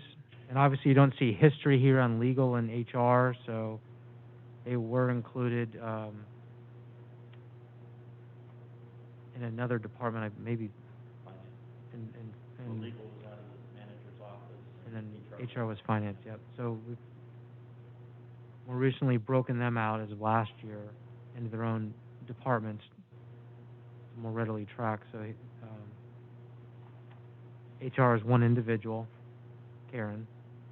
Any questions on HR? Well, I understand Karen also works in the finance department. So is all of her salary here under human resources? We put all of hers under human resources, yes. Okay.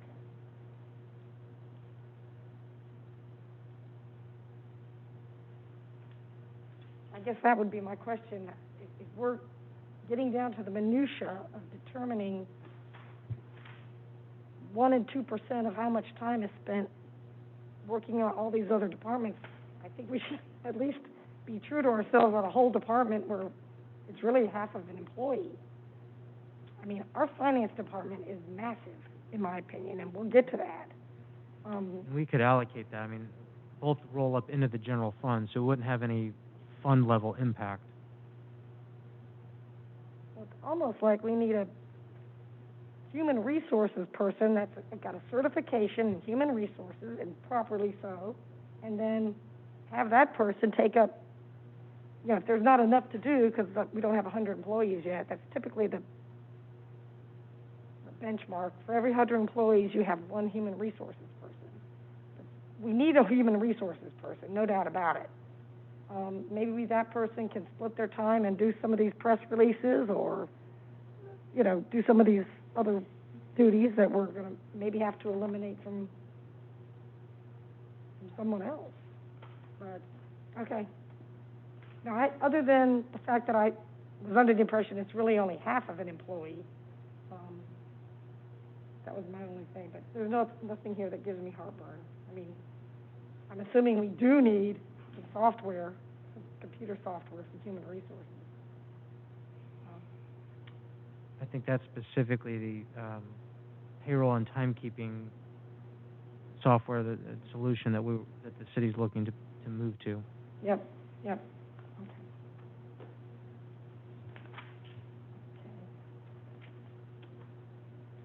Next is community development. And how many employees in community development? Number of employees in community development.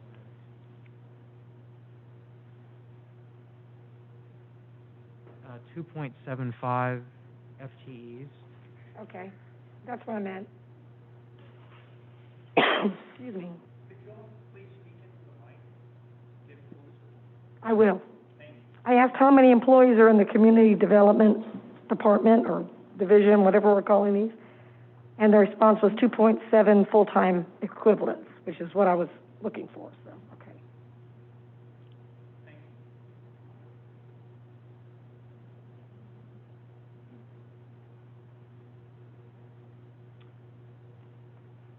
Any questions on community development or any discussion points? Nope. It's a small item, but you're jumping from $4,500 to $7,000 on postage. I don't know why we've got that big increase. It looks to me like the actual from 2019 was 6691, and I mean, that's kind of the, you know, and you guys are probably going to see this now.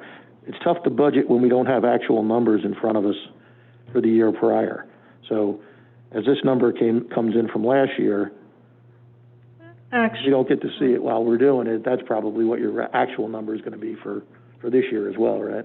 Well, what I'm anticipating with that number is that we have to start our comprehensive planning process. It's going to involve land use notifications. There's a lot of postage and advertising involved in that process and in getting out mailings, depending on where you decide to make adjustments. So, also just because it involves community hearing process. Normally we would be having meetings around town. I don't know what we're trying to come up with creative ways to do it online, and so it may not involve as much, but on the other hand, we don't know how much communication we'll also need by mail. I just didn't want to come up short if we have to do a lot of land use change mailings.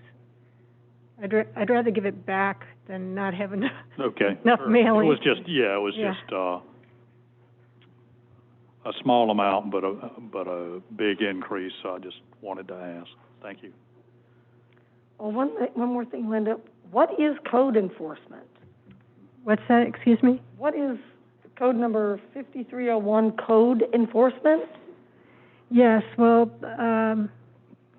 some portion of the code enforcement, especially as regards to mailings and things like that, notice requirements, printing and postage and posting the properties, the portion that the sheriff's office does is actually zoning related, and we coordinate getting the magistrate here and posting the properties, and there's just a lot of coordination that goes into that portion of the magistrate's function. Most of that shows up coming out of the building fund for a lot of the enforcement cost. Okay. But you have some as well, I understand. We do. You're involved in these things, so I was just wondering what it was, since I know we have whole code enforcement. Which is why you see us at 2.75 people, too. A portion of what I do goes into building review, and all the FEMA work is actually related to buildings primarily. So wherever we can, wherever it's appropriate, we build people out of the building fund, because it doesn't hit the general fund without there being some compensation back to the city. We also have been updating all the fees and the procedures so that we're sure we're recapturing. There were, when I got here, there were fees for things that were ridiculously small. I mean, the city was subsidizing everybody's personal development. So we've been trying to bring it up to speed year by year, where I find that you're not getting compensated, so that this gets paid for by the development activity itself. Yeah. Are we up to speed on all that now? Almost. Every now and then something comes up that we haven't done ever since I've been here, and I think, oh my gosh, there's no fee for that. And so the next year there'll be a little bit of adjustment. Then as time goes by too, legal costs and other things go up, the cost that we have to pay for magistrates, so I have to constantly be adjusting. But I've been trying to track it carefully and getting us reimbursed for that type of work. Thank you. Well, congratulations on lowering your budget. Thank you. Thank you very much. Yeah, I think you're doing a great job. Yeah. Mr. Mayor, if I may, I know we're working you guys on overtime, so we did bring in some food. If you would like to take a break now, and you all would be able to get something, and Sure. If y'all are ready, I'm ready. you want to do like a 10-minute recess? Yeah. Sure. Thank you.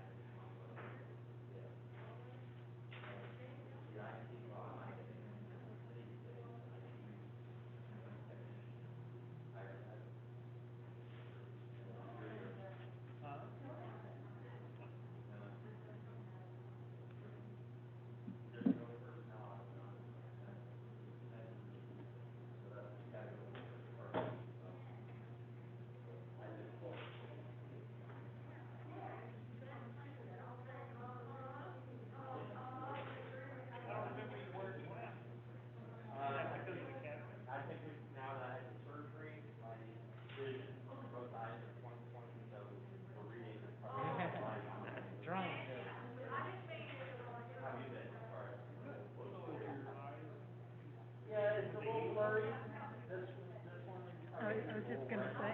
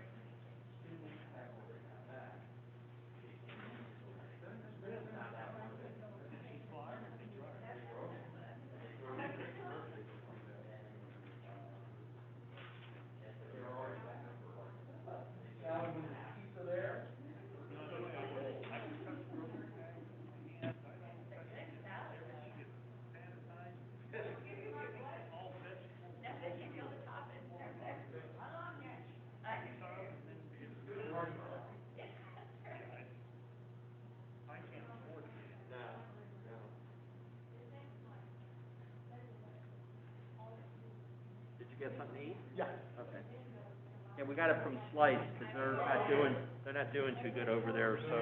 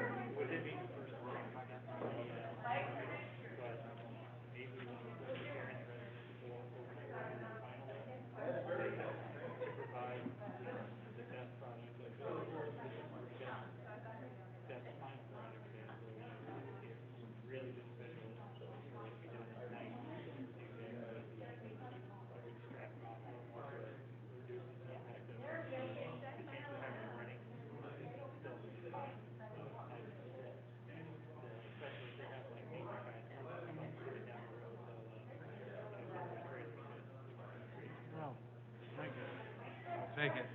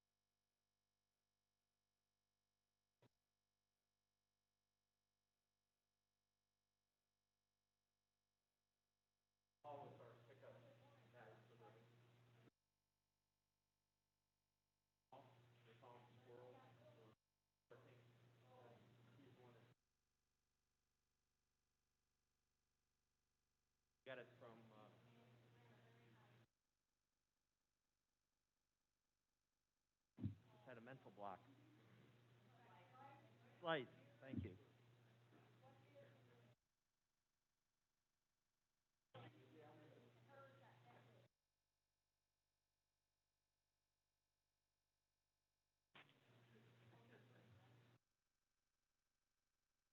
Didn't know what time to plan for, so.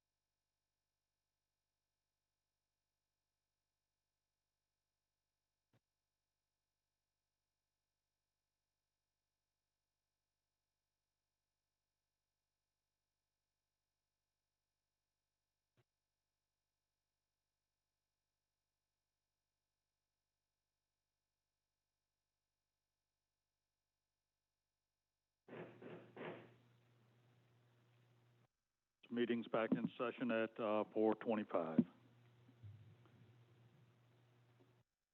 Okay. We were on community development and addressing any questions you all had on community development. Do you have anything else on community development? If not, the next one is finance. Any particular questions, observations on finance?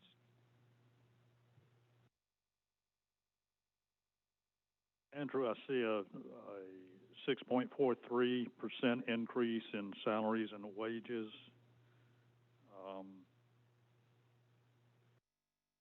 Have we put an additional person on there, or what is this increase? No. Total for finance, I think it's the same head count as before. I'm just pulling it up. So what we did was we did budget for a full-time finance director, and the existing staff that we have, accounting manager, fiscal coordinator, and 2 administrative assistants. If you all did decide that you wanted to retain my services in FY21, that we could remove the finance director at executive salaries, put that to other contracted services. That would save you approximately $40,000 to $50,000 in the department for next year. That may sound like a shameless plug, but I'm just here to present the facts.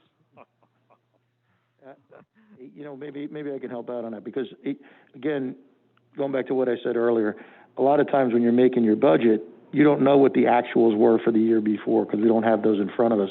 I think what we're seeing right there is what 297 times whatever the COLA or the raise was.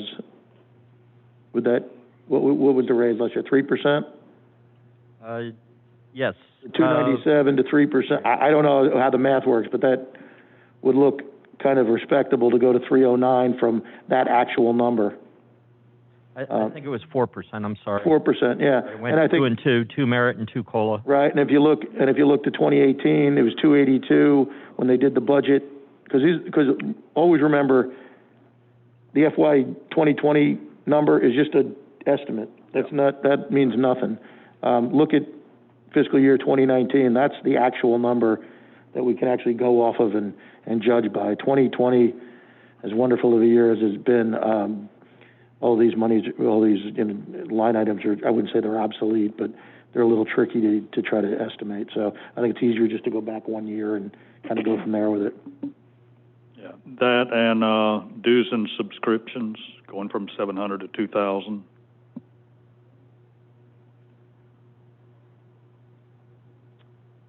$54.20, Andrew. Yep, and that's something we'll look into to try to nail down. I know at least the description of what that covers.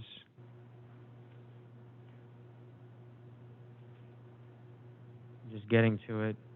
These were just FGFOA, GFOA, those types of, which is the Government Finance Officers Association, Florida Government Finance Officers Association. I think my predecessor put this in when he was preparing his department's budget, so I don't have the detailed breakdown of each individual subscription per person. But I can try to refine that some more. Larry, excuse me, need to ask you on line item 4930, the bank service fees went up quite a bit. Was that because of that new loan that we took out when we did the road service out on Crystal Island? The bank service fees? Yeah. In finance? Yeah.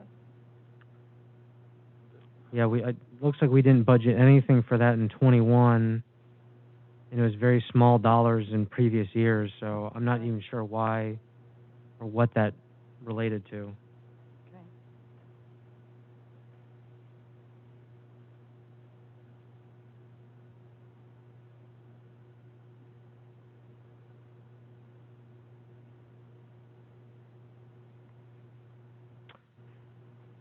Any other questions in finance, personnel, operating? Okay. No, none for me. Moving on to city clerk.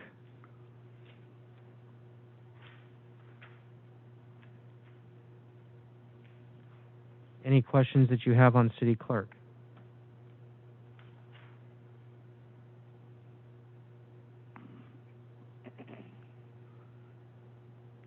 Could you tell me what the annual cost for the city clerk is?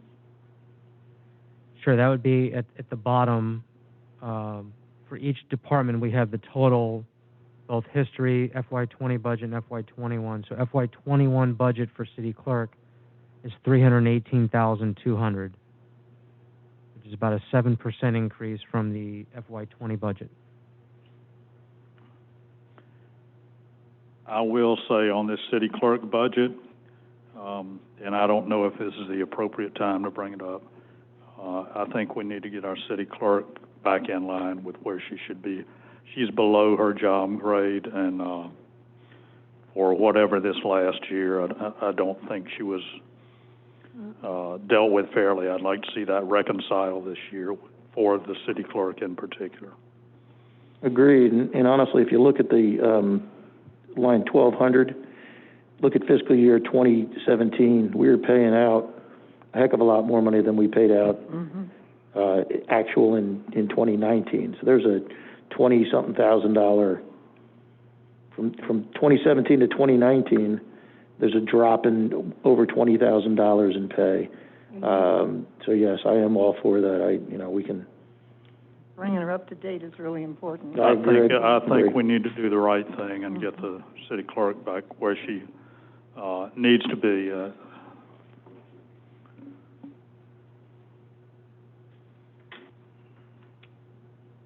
Okay, I have nothing else on city clerk. Next is city commission.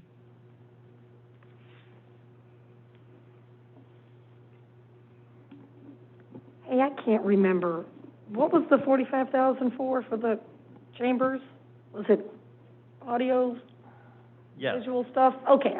We went through the first phase, which is getting the sound system straightened out. If you remember, well, you might not have been here when it first failed, but everything we're dealing with is past its useful life. So the next phase would cause for rewiring, changing out some of the components in the back, and hopefully improving our connection to 640. We've been trying to work with Spectrum on getting that done. And then there's a phase 3 of the project, which isn't even in here, but that involves some other upgrades. And we haven't even, because of the funding situation, we push that back until the following year, probably. I think these are probably things we need to move ahead with because we don't know but what we'll end up with another lockdown and having to hold our meetings virtually.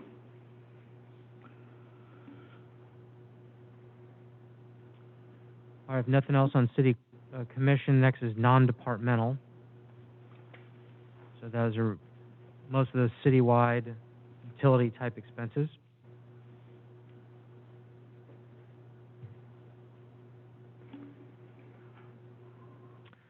If no questions on Mr. Mayor, if I may, the only thing I want to point out, the fireworks line, if you dig through it here a little bit, there was a big to-do back in 2019 when I bought up fireworks. In fact, I got my picture in the paper. It was awesome.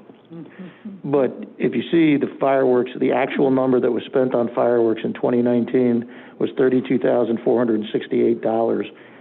That was without a barge. So, and there was a bill for a $17,000 barge that we were told was paid. I don't know what happened to it, but all those other years prior, yes, they're a little higher. One's about the same, but 2019 didn't include a barge number. So I'm not trying to pound my chest and say I was right, but we had 7 people walk up here and call me a liar, and frankly, if you look at these numbers, it pretty much bears it out. The only other thing is, had we had fireworks this year, we wouldn't have been able to have fireworks this year. It was budgeted for $10,000, and we were supposed to raise money. to get the rest of it. So COVID saved us on that, but I'm glad to see that we're at least budgeting some money for it for 2021. Yeah, but I think 30,000 is a bit much, especially if we still have the 10 left from this year. And frankly, we should be, every little beach town along here has their own fireworks. We really need to probably, I don't know. Well, I mean, there's a lot of ways to look at it, Commissioner. Give them Treasure Island and have them off the pass or something. I don't know. Right. I mean, and there are a lot of ways to look at it, and I think that's a fantastic idea. But I will tell you, just from a business standpoint, we were down this year. I think that not having the fireworks definitely slowed tourism a little bit, although the beaches, after the people did their own fireworks display, certainly didn't bear that out. But yeah, you know, there is an economic impact for businesses that kind of depend on the 4th of July to do something. But yeah, I mean, I think, you know, but I think if you move it to John's Pass, then you're going to really upset the American Legion folks who donate towards it and donate to the rec center every year money in order to fund some stuff. So I think it's a discussion that we need to have. My personal opinion, keep it in the budget. We're not rolling over the 10,000, right? That's a new. Right, it's not a capital. Right. And so it won't. So it's just the $30,000 that we have there. So, I mean, I'd say leave it in there, but, you know, okay, because I thought the 10,000. Nah, it's not a natural rollover. If we're using that somewhere else, then we need the 30. I agree. Yeah, I think we need to get back to doing it. Maybe, I know Bob has some suggestions on how to do it maybe a little bit more environmentally friendly. If we want to keep it on, you know, the north side of the city, or, you know, but something. Right. I just can't believe all the little displays going on. I mean, it's kind of cool, but it'd be, I mean, if we could put on a spectacular one. Hey, let me tell you something. If you walked on the beach on 4th of July in the evening and sat out there, that was something. I know. I mean, that was some display, because everywhere you look, something was going off, and I'm not sure it was the safest thing I've ever been a part of, but wow, it was awesome. It was awesome to watch. Yeah. But you know what? Just on a side note, I walked to the beach, walked down the beach first thing Sunday morning, the 5th. Our sanitation crew just did an unbelievable job.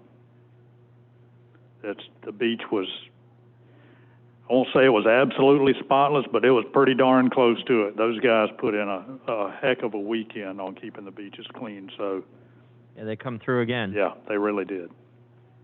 If I can add just to the discussion on the fireworks, I did have preliminary talks with Treasure Island, Gary, the city manager over there, and you know they do theirs just north of the pass, and he wasn't really interested in doing a joint project, but he thought maybe it'd be neat if we did, you know, both of them simultaneously as part of it and make the whole fireworks for both communities bigger, you know, because it's all about the amount of time and the number of mortars, I guess they call them, that they set off. But I also know that the American Legion counts heavily on us having our fireworks up here, and we also have to consider what's the best place for our residents too.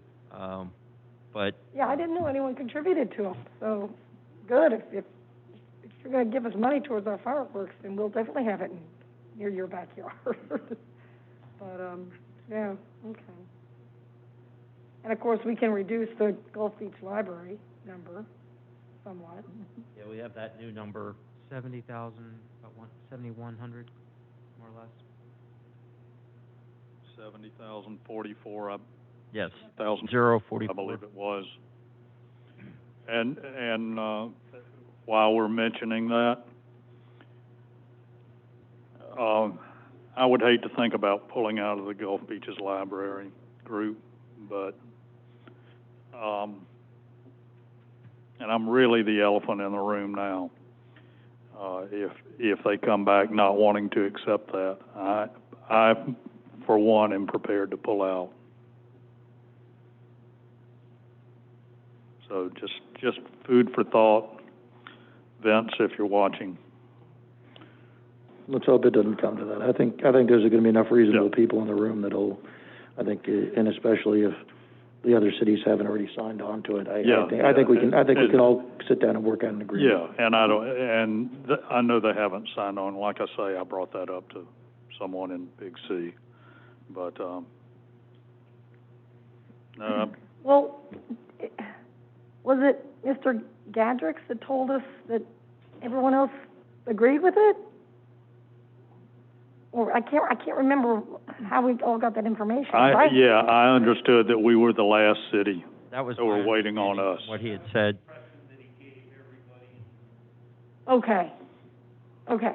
Now, Which is.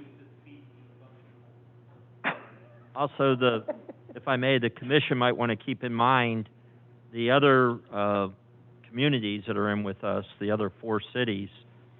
They have a representative from their board of commission or council, whatever the respective legislative body is, assigned to the library. So they have 1 civilian and then 1 member of the commission.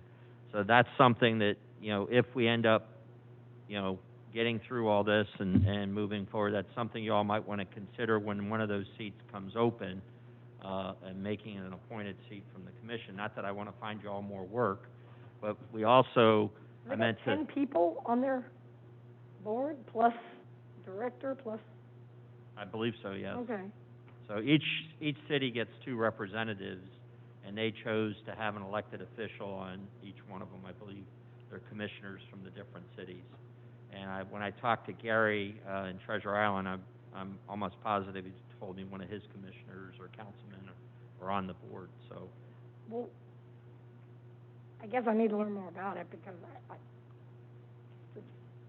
Marilyn and Mercy, who were up here, I don't know if they had any input on that budget or not. I thought this was all the director. I think one of those seats for Madeira Beach comes up for renewal in September. I have several, seats that, throughout the boards that I'm going to be bringing to the board in the regular meeting in September. Few of them anyway. We're going to get them advertised and get Clerk to get out a press release again and all we get great responses through the press release. I get more applicants than I've ever had through a newspaper.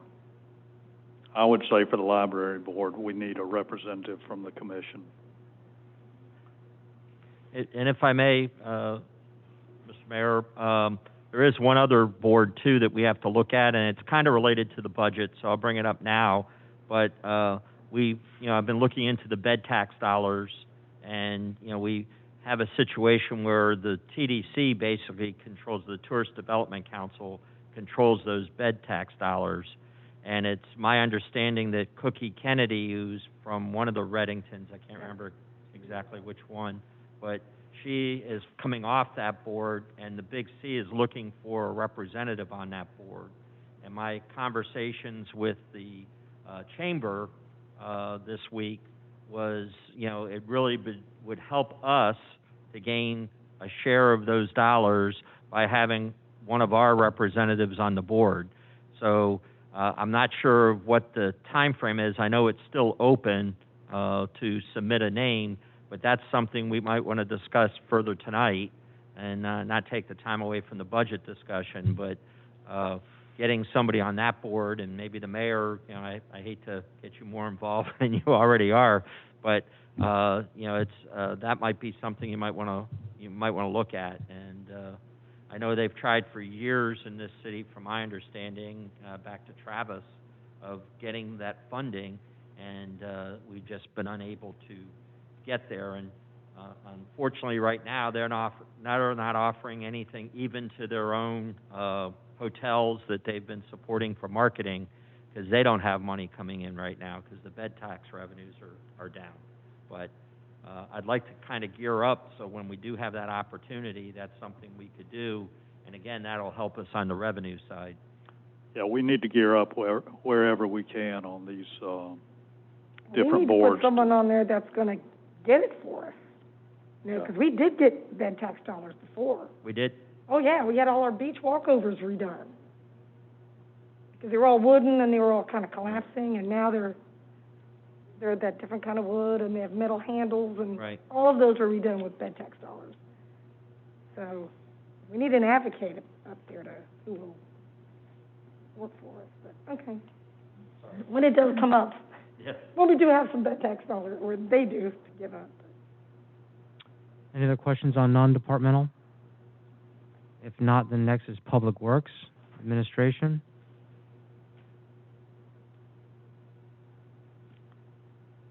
Any questions, concerns, comments on Public Works?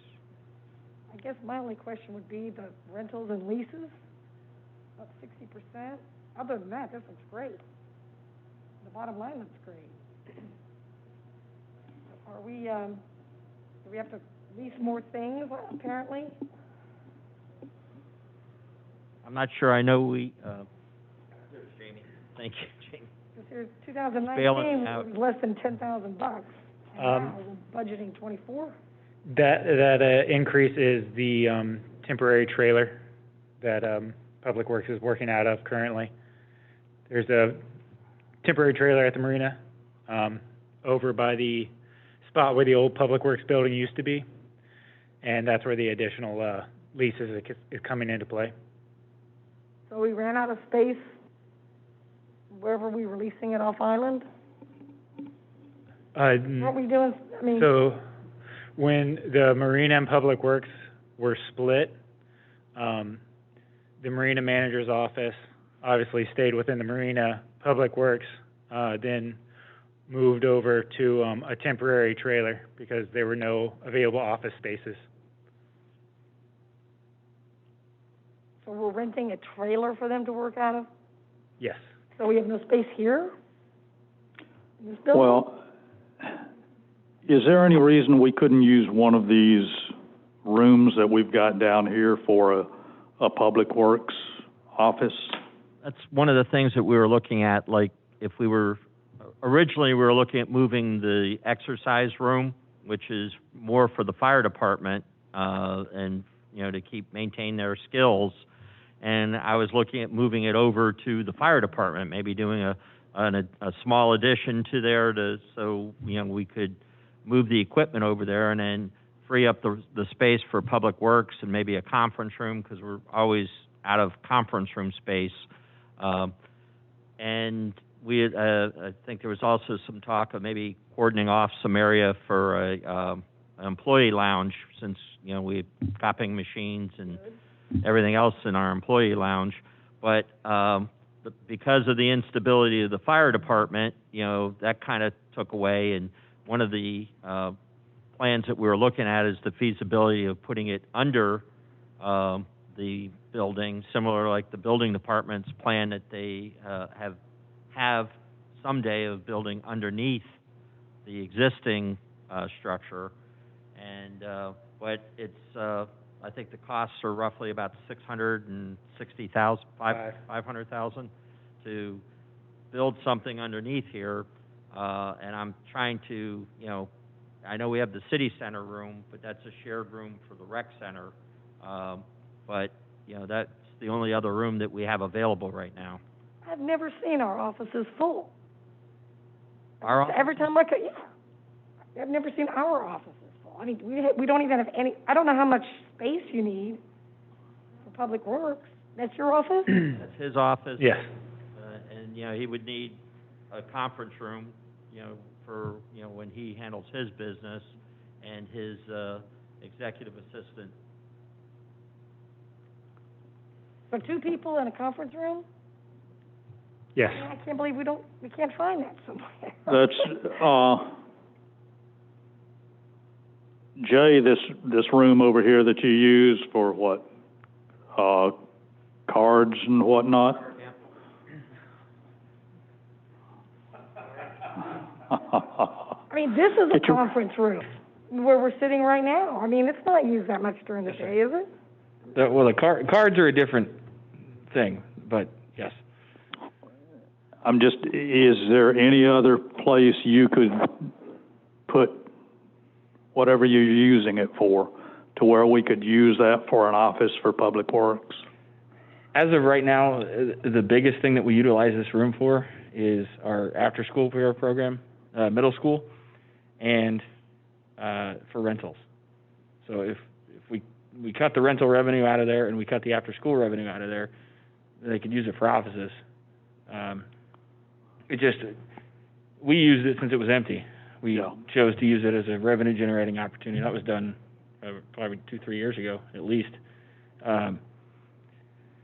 And we're looking at options too down at our building because I mean we're limited by capacity with the Pinellas County Department of Family Services. Licensing board. Yeah. Licensing board, essentially. Well, we'd be generating revenue if they were using it for public works rather than renting a trailer over it. Right, and that's when we get to our budget, I've actually got a request for $50,000 for engineering to expand a portion of the rec center. Mm-hmm. And then if that all, it's all kind of a wheel. If one thing happens, then the next can happen. Yeah. So it's just we're willing to do whatever. We're just, we were trying to maximize the revenue opportunity. So. Yes, but do you feel like that's something that you could make work for the time being to get Public Works over here and give them one of these rooms? Yeah, we're like I said, we're willing to do it, whatever. It limits the capacity of our program. But again, there's a lot of question marks in the air with COVID. I'm just wondering how much that's generating as opposed to saving what, $24,000. You know what? Let me jump on that one real quick. So the $10,000 is really and I hate to use the word drop in the bucket, but it is. It's a drop in the bucket compared to, you got probably 20 during non-COVID times. You got 30 kids in there, right? 20 to 30 kids in there a day, paying $10, $11 a pop. So you're talking about $300 a day during the school year. That adds up pretty quick. Yep. It blows away $9,000 or $10,000. Okay. So and then all of a sudden you're also going to, because they're not going to pack up and leave every day, they're going to keep their stuff in there. It definitely decreases the rental opportunities. And on a Saturday night, we can get $2,500, $3,000 for the night to rent out that room. Yeah, on a bigger night. I mean, again, it's not for a bigger wedding, but we've gotten that much before in the past, right? So I think the numbers, those numbers really don't scare me. If I can, guys, let me point you to the bottom. Look at the total public works numbers. Just concentrate on the first three because those are the only things that mean anything. All the other ones are guesstimates, right? So basically, 2017, we went from 254 to 246, and we jump all the way up to 514, okay? When I say we're not being fiscally responsible, that's where we're not being fiscally responsible, okay? Where's all that money going? Where is basically the Public Works Department doubled in expenditures in 2 years. Yeah. Okay? So let's not, and this isn't against Jamie. This has nothing to do with him. He wasn't here when this started. My point is, you see numbers jump like that. Well, there's no revenue being generated from it. Why are the numbers jumping? Are the streets cleaner? Are we doing different things? Where is this money being allocated to? And I think part of it is we had a guy that was handling both jobs. We had a guy that was the Public Works guy and the Marina guy. The same guy was in one office instead of being scattered with now 2 directors and 2 departments. We'll get to the Marina in a little bit. But look at these numbers. This is a non-revenue generating department for the most part, and we've doubled in expenditures. Well, it's all capital improvement. What's that? Under capital. That's where it all came from. Well, not all of it. Not all of it. There's some in that year, yeah. We've also had increases in salaries. We've also had increases, and as soon as you increase salaries, then you increase Social Security, overtime, things like that, and group insurance doubles, right? So those are big numbers, but I'm just pointing this out to you. I'm not saying we're doing anything wrong. I'm just saying be aware when you're looking at these things. Yeah. Look at the bottom, and look at those first 3 numbers, because that tells you the whole story right there on what direction we're going in. Okay? And columns 4 and 5 are just best guesses at this point. All right, thank you. Well, this was just the biggest increase in this particular budget. I was just curious. I did not even know what it was. I thought we were leasing a bunch of equipment, and maybe we could buy it, or whatever. Yeah, and it's, like I said, we didn't have to have that before, and this could be leases for other things, too. I mean, they've leased all kinds of things. Well, it's $24,000 is what I was Right, so looking at, that includes the trailer. and a 60% increase, and that's like, for $24,000, if we've got a room sitting here that we're not really generating much of anything with. Yeah, had we done put them in there. Had we done the Crystal Island project on budget, we could have gone and bought the church over there. And there we go, we could have renovated that, we'd had put a gym over there, put a public works department, a lot of things we could have done. That's why, when we set these things in stone, and we're talking about, looking at budgeted numbers, we gotta be real careful with that, because, we're very fortunate because, and I tease the old guard because they didn't really do anything for, 20 years here in this city, and they stockpiled money. Now, our roads look the way they do because of that. But we have money in the bank, but the problem is you either pay me now or pay me later. And now the piper's sitting there with his hand out saying, okay, well, your roads are 40 years old. Somebody's got to pay me. And when we could have done them 20 years ago for a tenth of the price that we could have done them now. So just, like I said, let's be cognizant of those numbers as we're going through this, because I think it tells more of the story than the actual budgeted numbers going forward. I just wanted to make a remark, and Bob, this is before you came, and before Jamie came. I believe you remember it, though. Maybe Doug does, too. But they were going to build another public works building over there. They had the plans already drawn up. They were going to build out there. And then all of a sudden, everything comes stop. Everything just stops right there, and you don't hear any more about it. So I don't understand why we can't even look at that and get them out of their trailer and get them in a building that should be there, a building that should have been there many years ago that is not there anymore. Well, with the high and dry project, if I might, if that ends up being feasible and we move forward with that, that is part of the plan to encompass the Public Works building as part of that high and dry structure. And that's one of the things that the consultant's going to be looking at as well. But I agree with you. They need to have the appropriate structure to do business out of. And, the last thing in the world I wanted to do was take somebody of Jamie's caliber and put him in a trailer. We look, long and hard at every operation that we had and where we could come up with some space. I didn't look at the city center because, again, it was bringing in revenue from, rec through the summer program and also the after-school program. So, we can look at all that again and I can sit down with the department heads and let's work. Yeah, I was just asking the question, No, it's good. Food for thought. If we're doing better keeping it for the rec department, that's fine. I was just asking because I know we've got some space over there that isn't utilized a lot of times. Well, I think one of the proposals that Jay has, which we'll be getting to here shortly, makes some sense too. So we can take a look at that. Yeah, and also, Mr. Mayor, and not to get off track, and I don't think this is off track, but when we did look at the high and dry and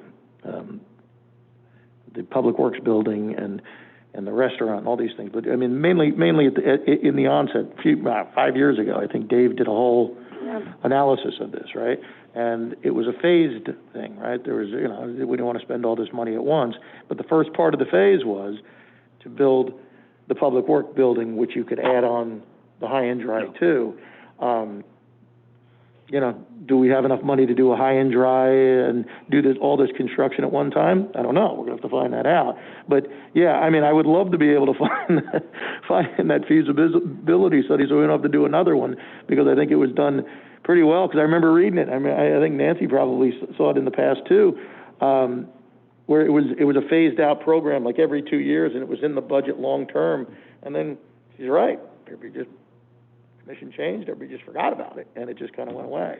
But yeah, I mean, there's the answer to our questions right there. I think that having an on-site, and I mean, I love keeping the storage place over behind Dodo's, I think I don't think we need garbage trucks on the island staying overnight. I think it's great that we have them over there, especially for the price, but it would be nice to have a public works facility and not have you in a trailer, so, thank you.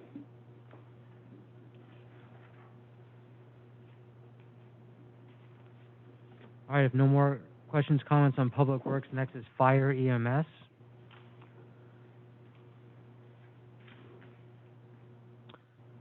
Anything you want to cover on Fire EMS? If I can let you all know, when we talked about the salaries, fire is a union shop, so they're under their last year of a 3-year agreement for their wages.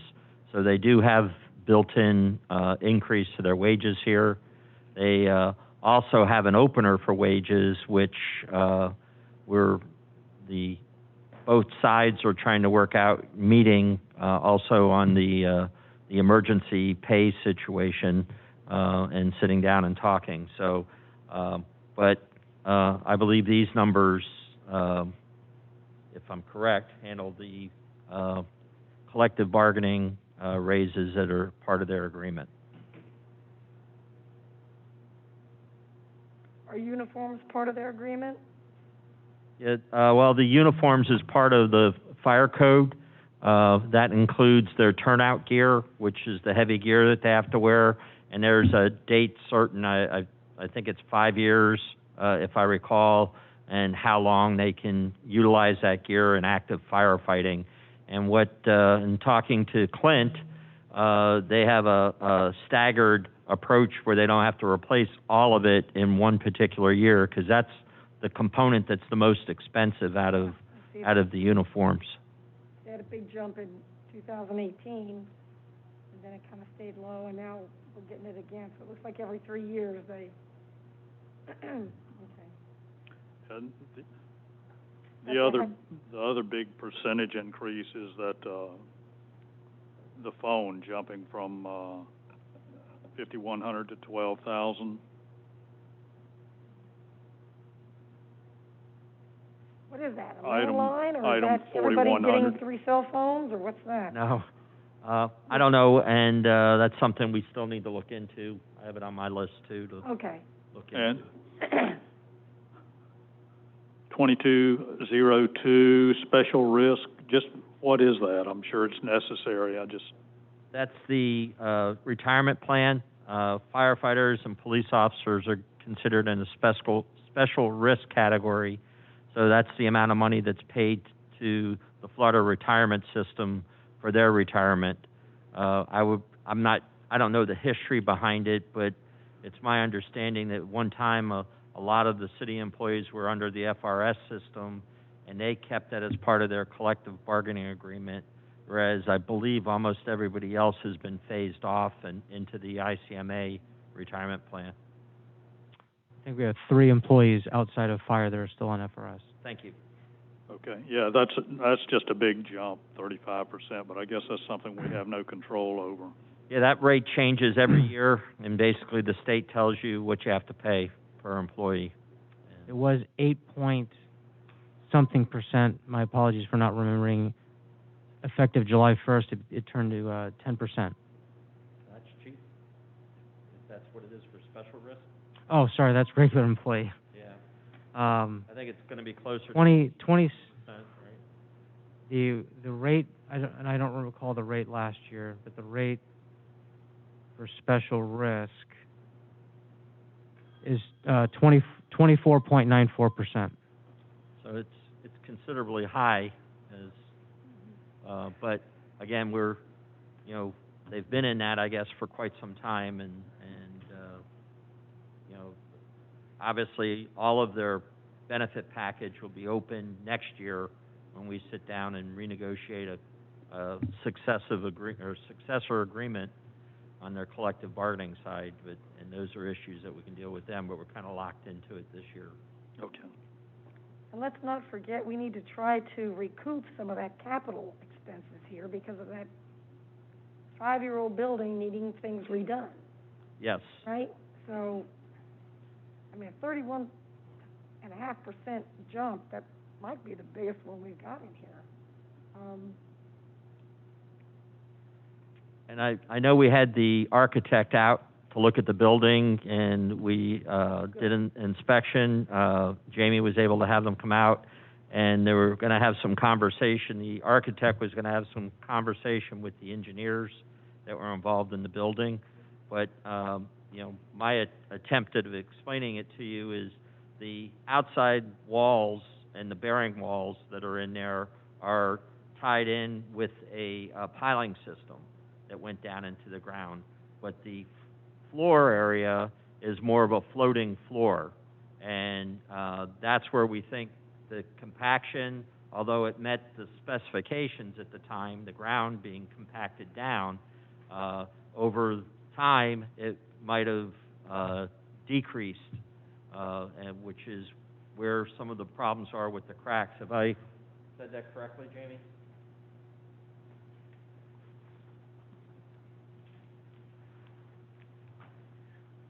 Yeah, generally that's what we were told, but I'd still like to hear from the engineer because I tend to trust them more than architects.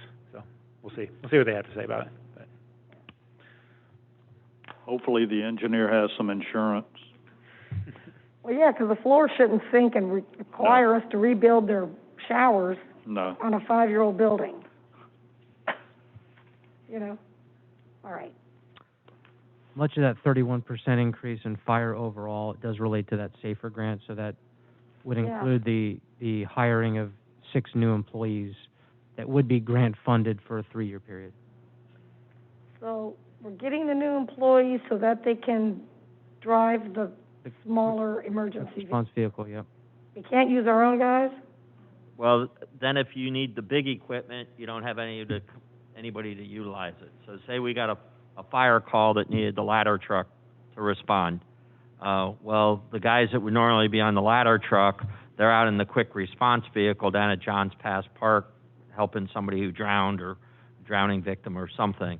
So I'm just giving you a scenario where, you know, if you're going to do it and we want to make sure that we have the best coverage, it would be having the extra staffing that we would need. And that's what the other stations have done that have been allocated that quick response vehicle. But plus, again, we don't have to do that. I mean, this is just the idea. I just don't like the idea of having to pile on our I believe from my biggest expense with a bunch of people. I mean, Well, what do we do if the fire truck is down there on a call and you get another call? yeah. Well, then they have units from other stations that come out, and it would be the same thing with, you know, if somebody else has a quick response vehicle, which I think Treasure Island does, and they could respond up as part of the mutual aid pack.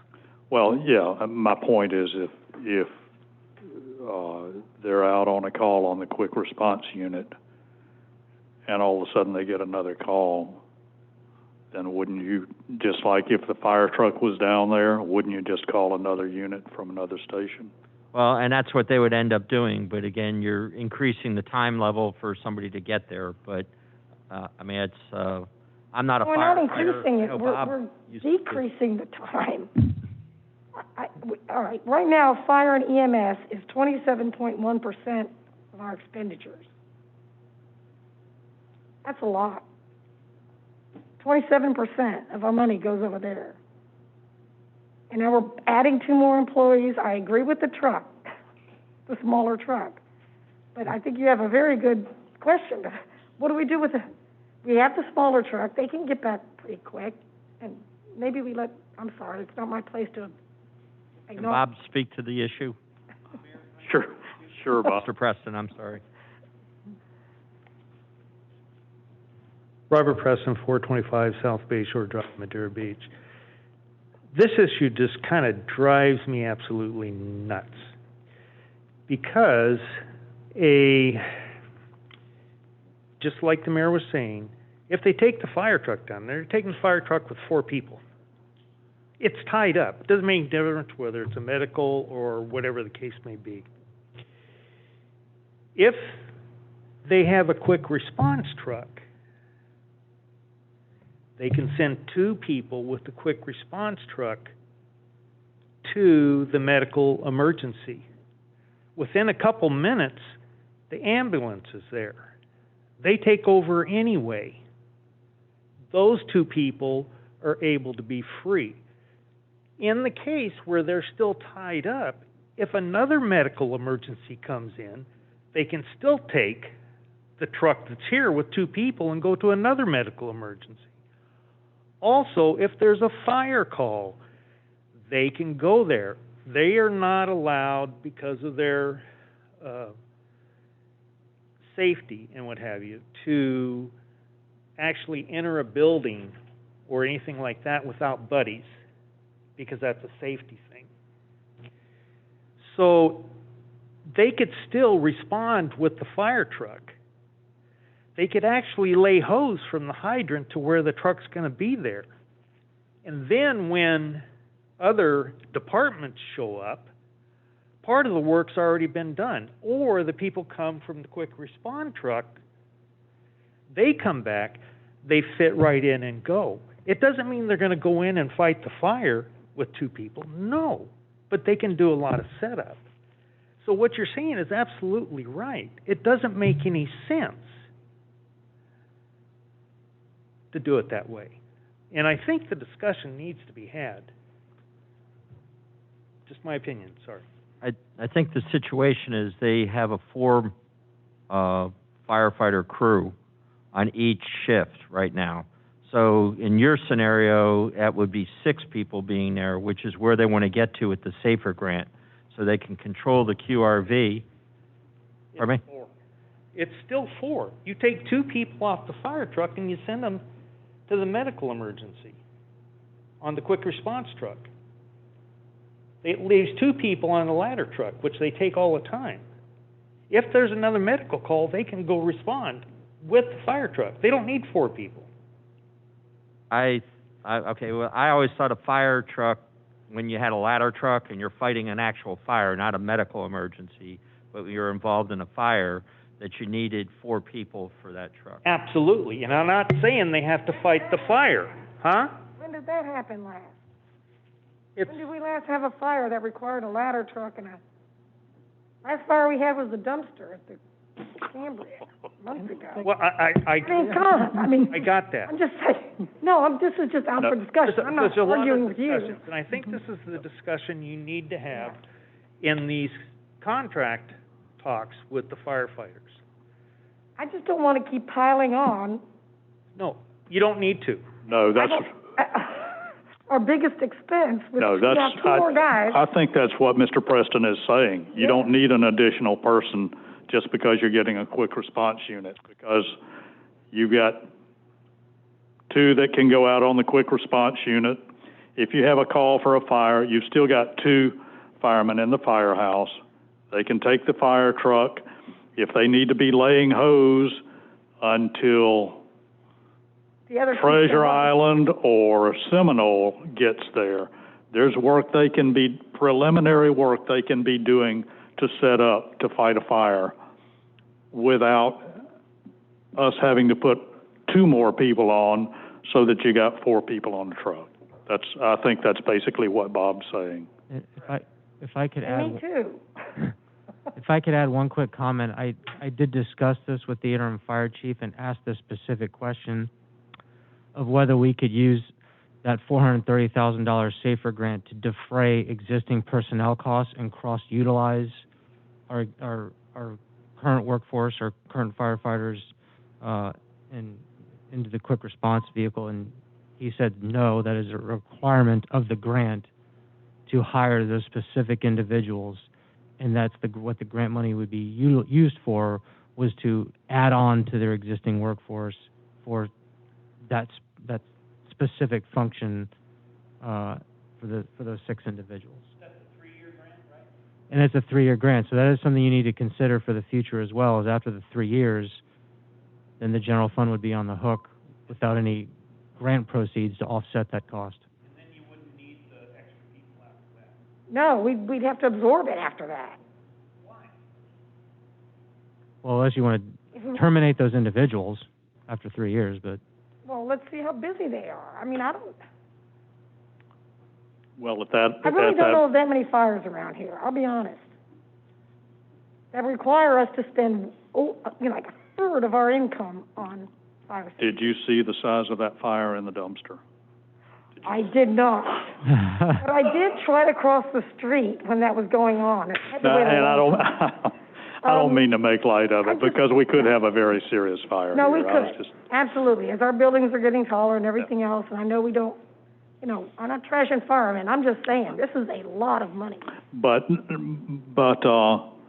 that grant money, I'm sure we're going to have some retirements, so you might be able to use that grant money for the additional fire crew, and then through attrition in a few years, without even having to lay anyone off, cut back to the four per crew at that point. If I may, and not to belabor the point, the county has supplied all the other stations with a quick response vehicle, the personnel, and then in some cases the vehicle. So the hope is, by bringing this on with the grant, that after the grant expires, that the county will be paying for those 6 positions to continue the quick response vehicle. Now, the other part of staffing and how we do it and manage the fires and the calls, I'm not an expert in the fire response, so I'd be more than happy at future meetings to make sure that we have the interim chief here to answer those questions. I think so, because that's a big, big chunk of where our money goes. Okay. All right. If no other questions on fire EMS, the next is law enforcement. We already. Pretty simple, one service contract. After that is parks.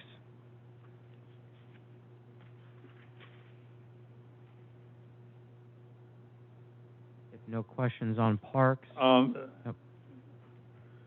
I have a question. Okay, capital improvements, 7,000. My biggest question on parks is, what is the $7,000 for? And I say that because a lot of our pocket parks are in bad shape. I know we want to get this public-private project going on these pocket parks, but at the same time, they need some TLC. The proposed $7,000 was just a request for updating Causeway Park, just updating the landscaping there. I know there's been some debate on whether or not that park is being kept up as up to the city's expectations. So the idea was to replace some of that, the vegetation out there, with something that's more suitable for that area and more drought tolerant and salt tolerant. So that was the initial, that was the intent behind that $7,000. So hope that. The Causeway Park, are you talking about the 9/11 park? Correct. Okay. All right. Also, to the east of the park, towards the bridge, it's covered with Brazilian peppers. Is there any way that could be cleared and used for parking, additional parking down there, or at least a part of the park? City property ends pretty close to the end of the 9/11 memorial. It turns into DOT property at, somewhere in that general area. So we can look at the lines and make a request to DOT if it happens to be in their property to see if they could clear out some of those invasive species. It's rough, and it's actually used for camping. Okay. So it'd be good to get that cleaned up. If FDOT needs to do it, then see what we can do to get them out here.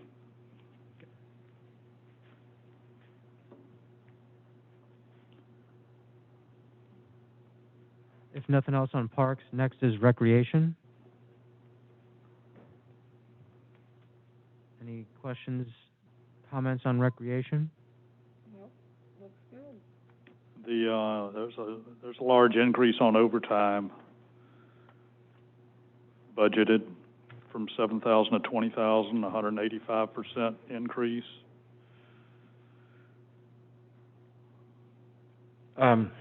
that number, actually, I'll have to get with Andrew. That number should be, probably around the 7,000 range. Our overtime from 2019, it came from a lot of events. Remember we did the markets that year, and it wasn't budgeted for initially, so we had to do a lot of extra overtime. Okay. And then the 7,000 that we usually budget for overtime is just for those few college tournaments we have. Outside of that, we try our best to schedule around it. So that number should come down. That's a nice budget, Jay. Thanks. With a minus 3.11, nice job. Mhm. Mhm.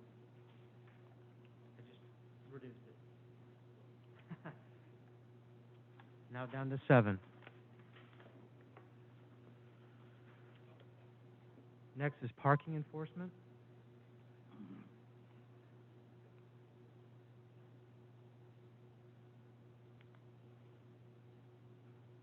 Now, I assume these rental and leases are for a vehicle?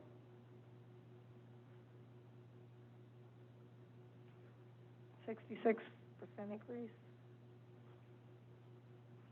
Rentals and leases is the enterprise fleet management. It's for one vehicle.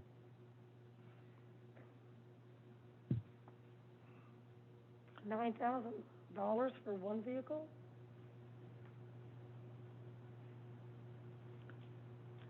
I think as They can these at least buy Jag for less. as these leases start coming due, I think we need to take a really close look at that because you know, at $9,000 in 2 years, you've bought a car for parking enforcement. Oh, I wholeheartedly agree. I mean, as soon as, you know, I've been against this since they signed on to it a few years ago.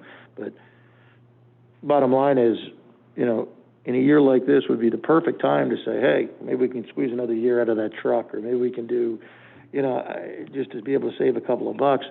We have an awesome mechanic that we pay handsomely, but he's incredible. And here we are. He can't even service the vehicles that we bought on staff. This was, you know, even our former city treasurer, in a private moment, said no, he didn't support this. He wasn't on board with it. It's a terrible deal. Terrible deal. We got to, you know, we really have to look into this, and that could be a great workshop discussion for a while to go through this thing bit by bit and slowly get out of it, because I think we got hoodwinked on that one. Yeah, I think so too. That's right. Yeah, for an island that's just a couple miles long. I mean, that's the point, Commissioner. I mean, you know, the bottom line is these trucks can last for 25 years if they're only going 2 miles one way or the other, right? It's not, well, you know, it's, and they run. I mean, they run because we take really good care of them. We don't need to be changing them every 2 or 3 years. I think Deb's truck, as old as it was, what was it, 20 years old, had 74,000 miles on it. You know. The main thing is just keeping the rust away from them. And she was very upset at losing that truck too. So I'm plugged into Tyler Munis, our ERP system. I just did an account inquiry for that specific account. There's $300 a month to ACB leasing for rental of vacant lot. And then there's... Andrew, am I having a hard time hearing you? Oh, sorry. Test. There's a rental of a vacant lot to ACB leasing for $300. This is in the rentals and leases account. There's also $423.59. It looks like a monthly figure, and it says leasing of 8 city vehicles to Enterprise. And that's the recurring monthly charges in this. For this on item rentals and leases. 4,400. Yes. I think that parking lot rental is the one. It's over by your house, Commissioner Price, on Gulf Boulevard. There, that one where they tore down that house by Lisa's Cafe. There's a little lot where they tore down and they made a parking lot out of it, and there's a city sign in front of it, but it's somebody else's property, and I think we pay them $300. Is that the one we're talking about, Jay? I had a comment for another portion of it. Oh, okay. Yeah, I'm almost positive that's what that's for. We lease it from them for 300. Oh, and Linda, I'm sure okay. Yeah, Linda may know. I believe you're correct. That's the one that, Lewis was, renting for the construction project at Madeira Bay. Right next to Lisa's. So we're paying to rent a vacant lot? And Yeah, we get For parking? Yeah, there's a meter there, and we get the revenue from it. Okay. Well, Yeah. we rent the lot and then we subleased it. Instead of having meters in it, they took the meters out and subleased it to a contractor for a while Okay. for the Madeira Bay construction. I don't know if that lease has run out and now we're back to, having only city rented public rental. I don't know if that lease ran out. I mean, they're almost. Well, I may be talking about a almost different done lot. with the no, it's the same lot. Yeah. We ended up subleasing it out. Our meters, our parking stations are on it now, so it must have reverted back to the original agreement that we had. So, yeah, maybe we can find out whether or not Maybe we can find out if it's paying for itself. Yeah, that was part of the negotiations when they leased it out for the construction parking, was that it had to cover the cost, right? I don't know if it does now. So parking enforcement should have some income somewhere on here, other than parking fees. Does that make sense? The department, incurs the expenditures, then we have, parking revenues as part of the general fund. All these departments are part of the general fund. I know, but, okay, this is, So the money coming in as income would show up in the revenues right. And attributed to can you park. show me where that is? I mean, do we have that somewhere? Well, I don't think we have it by lot, so I've got a note, I'm gonna check to see what the income is for that lot versus what we pay to rent it. That'd be good information to have for all the lots, really, is to know how much each lot generates. Okay. Just, I don't know what has happened. Has Lisa got a couple of spots there? No, she didn't accept my offer on purchasing that. I was gonna purchase out of my own pocket the 2 spaces that she wanted for the first month, and she did not want to do that, so.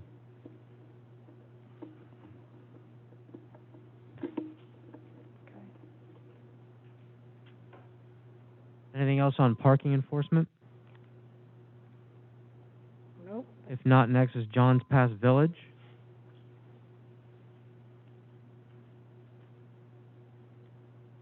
No employees, just operating, and $100,000 in capital. We, when I spoke with y'all the other day, I think this was where we talked about item 3400. That's cleaning of the restrooms. And that is just for John's Pass Village, but we've got more restrooms in the city to clean than that. We've got them at South Beach, we've got them at Archibald Park, we've got the one that will be at Tom and Kitty Stewart Park. If you start adding that up, it's a sizable amount that we're paying just to have the restrooms cleaned.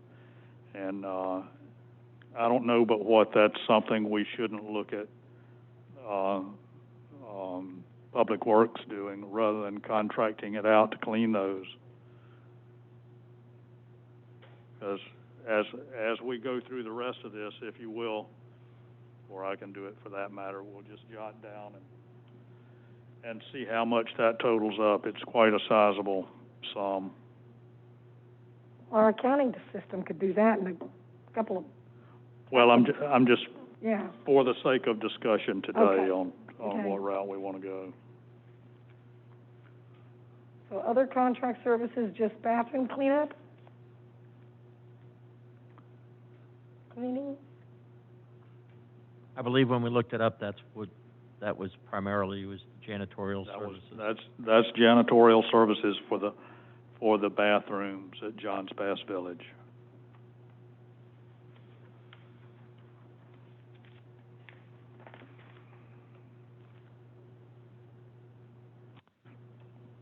So that's it for general fund. The next just shows revenues and expenditures budgeted for the other funds of the city. We talked already about the local option sales tax fund. So that is the penny for Pinellas. We talked a bit about the revenue projection down from prior years. And then it's all capital related expenditures, and that's the $320,000 that ties back to the capital detail that we went over earlier in the meeting. And it's possible we can pull more individual capital items into this fund and relieve that from the general fund.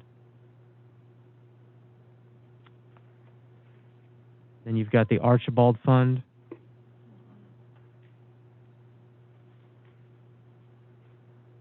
Revenues from the parking meters and the snack shack operator lease and some interest earnings that's allocated to it. And then the next page is the expenditures for Archibald Fund. Any questions on those?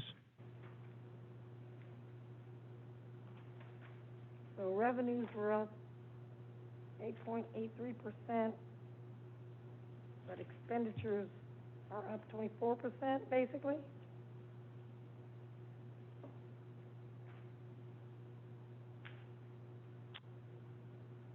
Yep, Right? overall, Page yes. before was the revenues, right? Page 27. And the biggest expenditure increase is just the allocation that we went over earlier. That's the administrative services, so that's what the general fund is charging the Archibald Fund. Got it. And with our new allocation methodology, that's why you see the big jump from previous budget.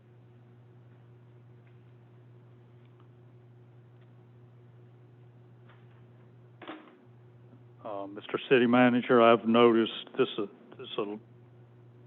well, it wouldn't be a little thing at my house because I turn light switches off, but I've noticed around several of our parks, one in particular, we've got lights on during the day.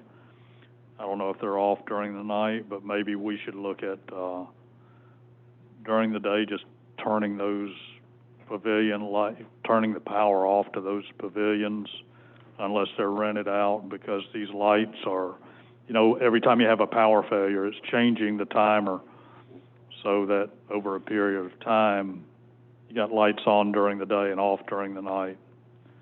And safety-wise, we don't really need those lights off at night, maybe photo cells on them rather than a timer or a way for people to turn them on and off, because I don't think it'd be security-wise, I don't think we need them off at night. Okay.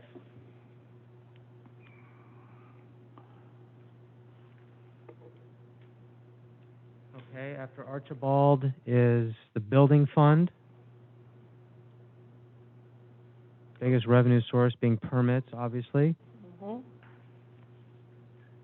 Which can be difficult to predict, based on development from one year to the next. But through our discussion with city manager and I's discussion with the building official, the $650,000 is the number we came to on that revenue. And then any questions on any of these expenditure line items?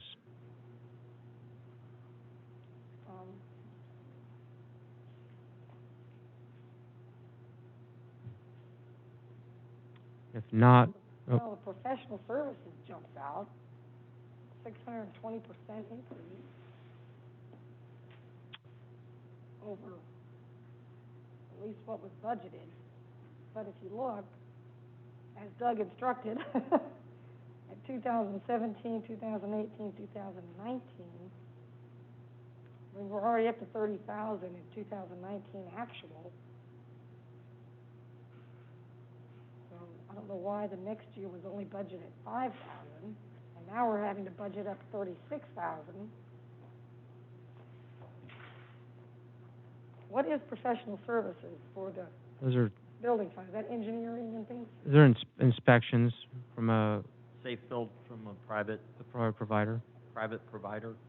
So if we, you know, when we were up and running with full inspections, right now with COVID, we're not, but we were utilizing the services of a contractual inspector, so we could keep up with the workload. Frank does the plan reviews, as most building officials will, and when you have a big project, like, you know, going through the Hampton Inn or the Cambria or one of the bigger projects, that takes quite some time to go through it thoroughly, and then coordinate with the contractor to make sure that all the items that are missing out of that packet get placed in it, and then they go back through it again. So, but that's primarily why they have the inspectors available. Now, why it was less this year, you know, when I came on board, we were already in the budget, so I didn't get a chance to scrutinize it as heavily as we're doing now. Yeah, that looks like a big error, an error, especially because we knew we had the Cambria coming in to only budget 5,000. Okay. That was my only question. Already in fiscal year 20 year to date, I just pulled it up, as 39,658. So we're already well over budget in FY20 on that particular line item. So maybe we want to even adjust 21. That's something we'll have to look at. You know, to be more realistic. Right. Because I think we got some more big projects. I mean, we obviously got the Hampton Inn. Right. Coming in, and those condo buildings. We got the 2 condo buildings. And then the schooner's been talking to us. Yeah, yeah. So I think we better plan on increasing that. that's one of those things that, you know, we'll look at, you know, with get with Frank and do some more analysis on this. But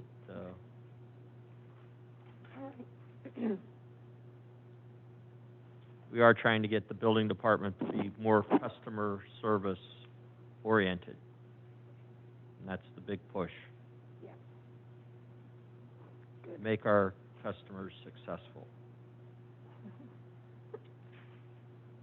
Next fund is the gas tax fund. What you see here, revenues and expenditures largely offset each other, which is the local option gas tax and then a portion of the state revenue sharing that relates to fuel tax. Some minor interest. And then expenditure on the streetlights and traffic signals.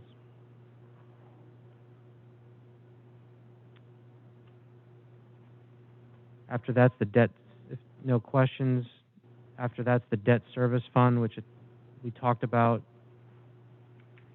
Those are the debt service payments for governmental activities, not stormwater. Stormwater makes their own debt service payments.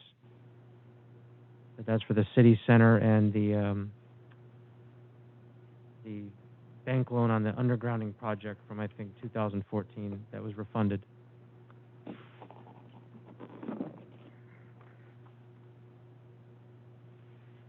Next is the sanitation fund.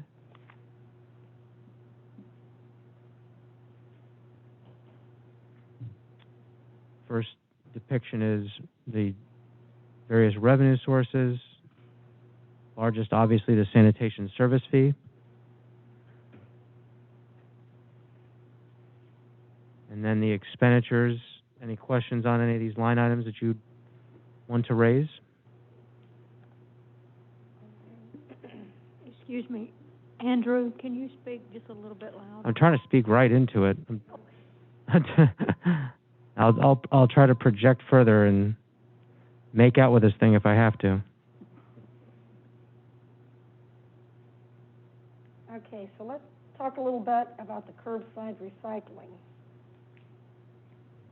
Sure. So we are getting, well, last actual, like in 2019, I mean, you tell me, are we making any revenue on this? I see recycling service fee, but is that helping to offset the cost of the curbside recycling, or? If you, may I step in here, please? If you look at sanitation fund, And I'm going to be the elephant in the room again. Curbside recycling, 3422, $168,100. Well, and that's why I asked. And something to offset that in the revenue side before we started talking. okay. The only, I think the revenue service fee is probably what that is that correct, Andrew? The recycling service fee, yeah, for $42,000. $42,000. So we're at a net loss of $120,000. And when recycle is basically going to the same landfill or to the same incinerator as where our sanitation trucks are going, I wish there was a market for it. I'm as ecology-minded as anyone, but there's no market for recycle. And I may get some rocks thrown at me, but I think it's time for recycling. I think that's a cut we need to make. That's an employee. That's one of our employees, $120K, that we're trying to include, correct? I mean, that would pay for... Curbside recycling, we're paying. I know, but I'm saying that could offset an employee that we want to bring on even. I mean, that could be a whole... That could be a couple of employees right there. It's just recycling material disposal, $32,000 on top of the $168,000. So you're talking $200,000. Is that correct? Yes. Versus 42 and 3's $47,300 revenue. So we can save the city roughly $170,000 by stopping the recycle for a year. I mean, I can understand it if we're rolling in the dough, so to speak, but under the present restraints, and there is no market. I mean, when the recycle is going to the same incinerator our trucks are going to me, it just doesn't make good sense. I know this is a hot button item for a lot of people, but it's time for reclaim to die, at least for a year or two until the market comes back. Well, we may have a contract. Do we have a contract with those folks? For how long? I believe it's a 2-year agreement, if I recall, but we'd have to look at the agreement. Most of our contracts have a 30-day out, but I'm not sure if that one does. Well, if I know Madeira Beach residents, they're going to want to take that stuff somewhere.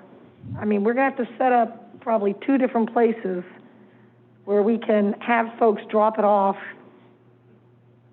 I think we've had dumpsters in the past at the Marina or somewhere where they were. They had them at the Marina. The problem was people would come in from outside the area, maybe not even residents, and would dump trash in it. And then once you've exposed the recycled material to the trash, it's all trash. So you just get back into the same, hauling it to the dump. No, this has come up many, many times, and let's look at the contract, see if there's a 30-day out, and then, I don't know, that maybe our citizens are willing to pay for it. Well, as I understand, at the incinerator, the trash goes down a conveyor. It can't all be incinerated. Aluminum cans can't be incinerated.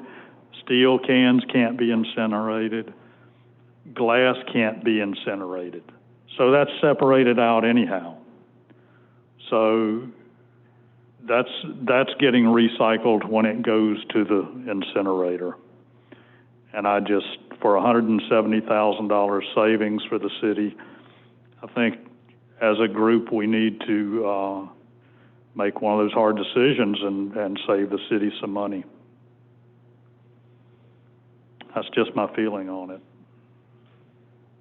I'll get the contract, and I'll get with Tom, and we'll go through it. Or we figure out how much per household this is costing, and we send a poll out to the folks. Do you want your millage rate to go up 0.5% or whatever to keep recycling? I mean, we work it out and we ask the people. I'm not like, I don't think it all goes to the same place. I've been to our recycling place. It's pretty impressive. Now, whether they do with it what they say they do with it, I don't know. But, I mean, I'm assuming it's being all, I've watched it. It's being divided. It's being shipped here, there, everywhere. Whether they make enough money on it, I don't know. Apparently not, because they're charging us so much to pick it up.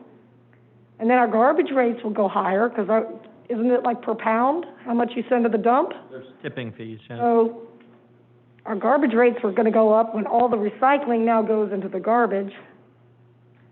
And overall, we're going to hear from the county because they don't have the room in the landfill, so that's why they're very supportive of the recycling program, because they're fearful that, you know, once the landfill fills up, now they don't have a place. So, you know, the tipping fees could be going to Manatee County or somewhere else that we would have to, you know, take our refuge to. So, again, that's all the discussion it was when, I think it was like October or November, when they bid out this particular contract. And the current vendor that we had was the winning bid because they didn't raise their fees. They kept the same fees. Otherwise, I think the temperature of the commission at the time might have done away with recycling. I think we're inclined to do away with it as well if it's costing us $170,000 a year. Has anybody looked at a grant for this? I mean, the county's got to be, if they're kind of pushing us in the direction to continue recycling so that we don't fill landfills, you would think there's an ecology grant or something. I mean, you would think that there's something out there that would incentivize people to continue the recycling program instead of just dumping it. I mean, I'll look into it. Yeah, I mean, because it's a lot of money. We're not the only community that's probably looking at this going, whoa, what's going on here, right? yeah, there's a $3,300 grant on here, which isn't much, but it's better than nothing. Okay. Well, we could talk about it at a workshop when we get a little bit more information, but, okay. Okay, our last two funds are stormwater and marina. So stormwater, the one revenue source is the stormwater service fees, plus interest earnings, which was high based on the amount of unspent debt proceeds. And then moving into expenditures by line item, anything to discuss there?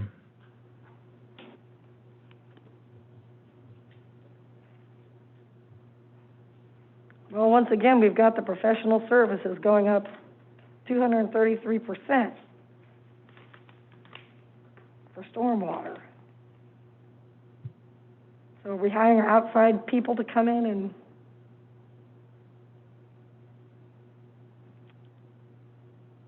or maybe that's just a budget problem, because when you do see, as Doug has instructed us, 2017, 2018, 2019, it's trending up. Right.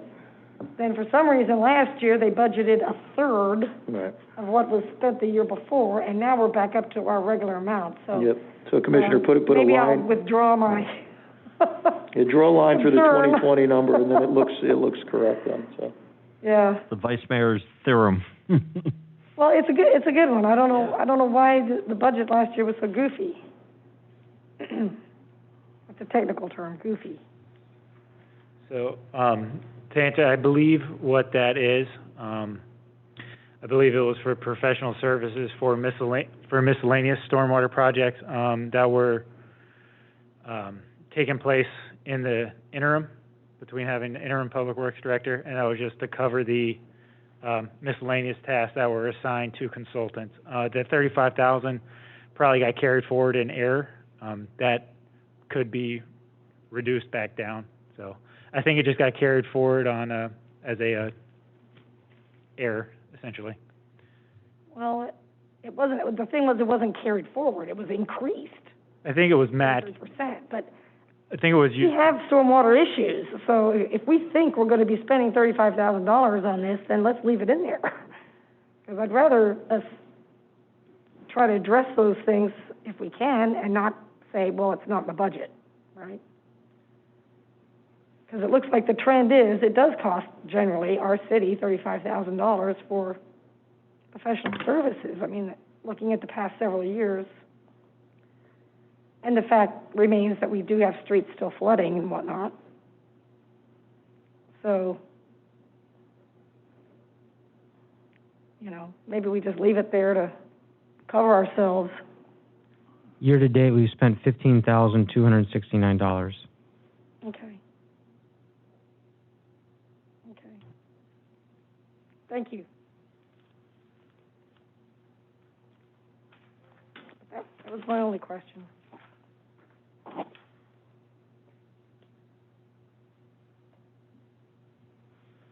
Okay, last one's Marina. And any questions on revenues or expenses in the Marina Fund? If I may, this one gives me agita. I mean, I'm looking at, on page 36, if you're looking at the funding sources, they got 2.45, 2.631, 2.52, then the budget year, and now all of a sudden we're jumping to 2.8, almost $2.9 million, okay?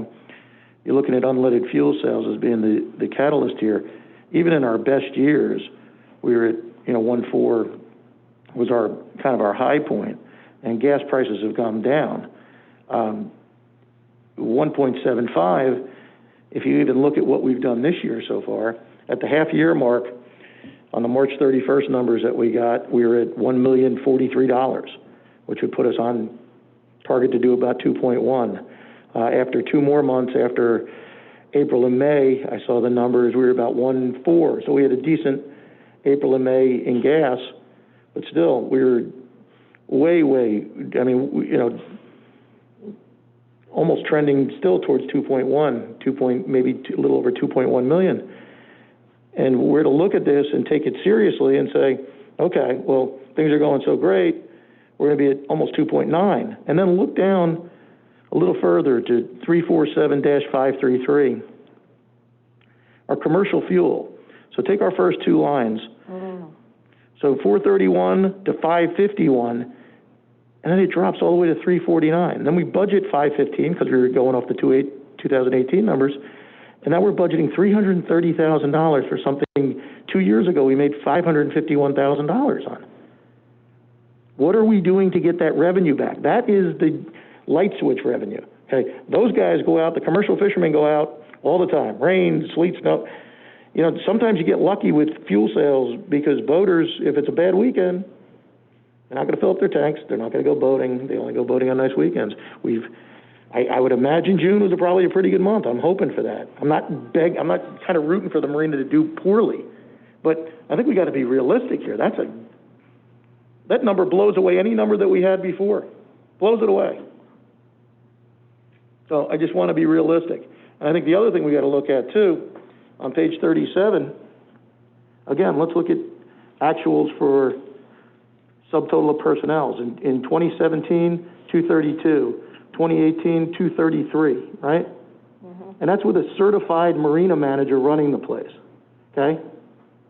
And in 2018, that $233,000 in personnel got us $2.631 million in revenue. Jump ahead to the budget for this year, $325,000, and we're looking at losing $500,000 off that revenue. We're not getting any bang for our buck here, guys. As a kid, I used to devour management books, and Lee Iacocca was always my favorite because he always kind of called it straight. And sometimes you make decisions, you make quick decisions, and, he said, don't be stubborn. He goes, if you made a bad decision, fix the decision, own it, make the correction so it doesn't happen again. This is a failed experiment right now. This isn't working. We spent $50,000 on an investigation to correct the Marina and push forward revenue. And it just ain't happening. It just ain't happening. And we're spending more money. Again, we got to be more fiscally responsible. And the other thing I want to point out too, I don't know if you guys remember, we were talking about encumbrances last year.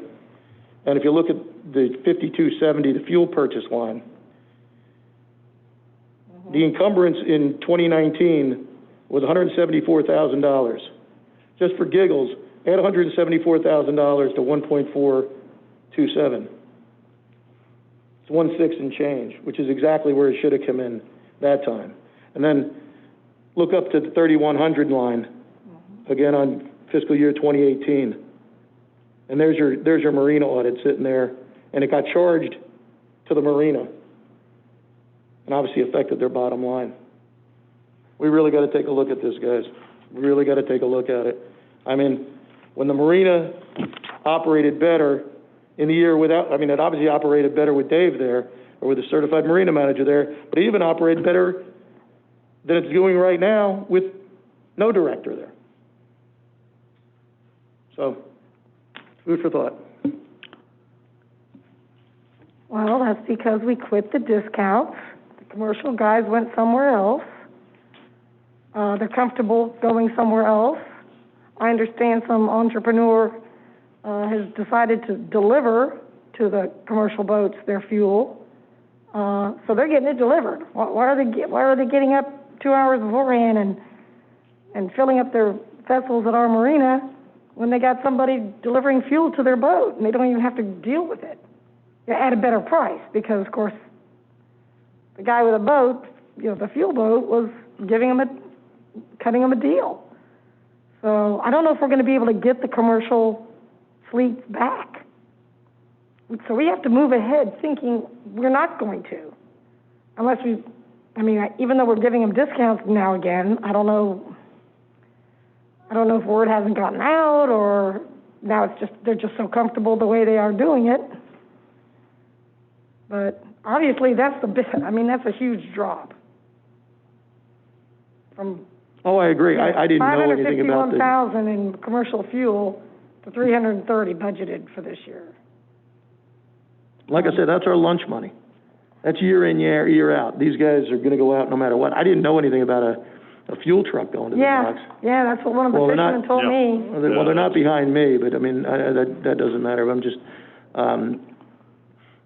and obviously that's an option, but we're not doing any, I mean, we're not going back 10 years ago when we had this revenue. I know. This isn't that long ago, okay? Obviously, we screwed up. We took away their discounts, but, the other thing is we don't offer full service either. We don't have the ice chute. We don't have things like that in order to bring them back, but we're not doing anything to get them back. That's a lot of revenue. That's a lot of revenue. And I think we're going to make it up elsewhere. I mean, I don't know. I mean, I told you, I've given you the numbers that I have currently in the 2020 budget. First of all, we're not going to hit 2.56 million, unless for some reason we're doing $600,000 a month in fuel in June and July. We ain't gonna get there. But then to say, oh my gosh, we're going to hit 1.75, and I mean, it's really aggressive. And our budget, to be balanced, is based on that. I know. So are we willing to accept that? Look back. Just look at that line. Look back. Yeah, we've shot ourselves in the foot at the Marina, that's for sure. Well, I think they're trying to put a realistic number in there under at least the commercial diesel revenue portion. I mean, they've got to see the mistake. I mean, they're the ones that gave us the number. So even though we're lower than any time in the last 5 years on that, and maybe we do some sort of a campaign to try to get those diesel guys back, the commercial diesel fuel back. I don't know.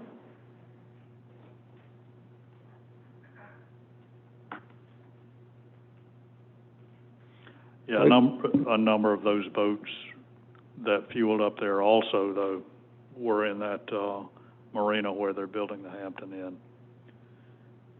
Oh yeah, absolutely. No. Look, I mean, there's all kinds of reasons for things to be going the other way. Yeah. My point is, we were supposed to have done this investigation, we certainly weren't supposed to be going down in revenue after it was done. It was supposed to enhance the marina. It was supposed to do things that were gonna make this thing run better. Now, Mr. Mayor, we're about to embark on a huge commitment as far as building a high and dry. And we can't even get our own house in order before we gotta make corrections here in order to move forward, because, this really disturbs me. It really does. I think it disturbs the whole commission. Well, I will note that this is one of the few budgets we had where the travel and training increased. I think just about every department we have, I noticed, they may either stayed the same or lowered that amount, but the marina went up 90%. I just look at the big percentages sometimes and the big numbers, so. But, we just have to work with it. That's why we're building a high and dry. Make that marina a success. Unless we start a campaign where we're going to offer the commercial fleet, or let them know that we're offering the commercial fleet a discount and be competitive, that's the only way we're going to get them back.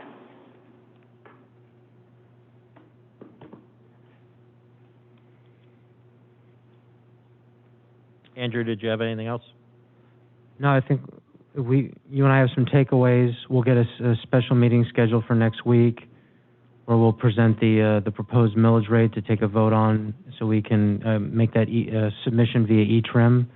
In the meantime, we'll work on getting you some answers to the questions you had as a result of this meeting. Appreciate all your time and attention. Thank you. Mr. Mayor, before you adjourn the meeting, so we're okay with having a special meeting on next Wednesday at 6 p.m. to set the millage rate? The proposed millage rate? The rest of the commission is good for me. Good for me. I'm good. Okay. Thank you, everyone. I appreciate your cooperation. And once you adjourn, we do need to take a break just to get the equipment handled. Okay. Yeah, we'll adjourn and take a 10-minute break. This meeting is adjourned.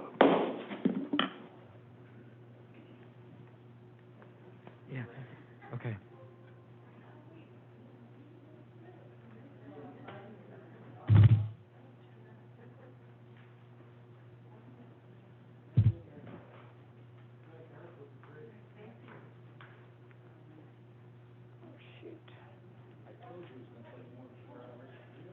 Yeah, like 4 minutes. But yeah. Yeah, that's okay.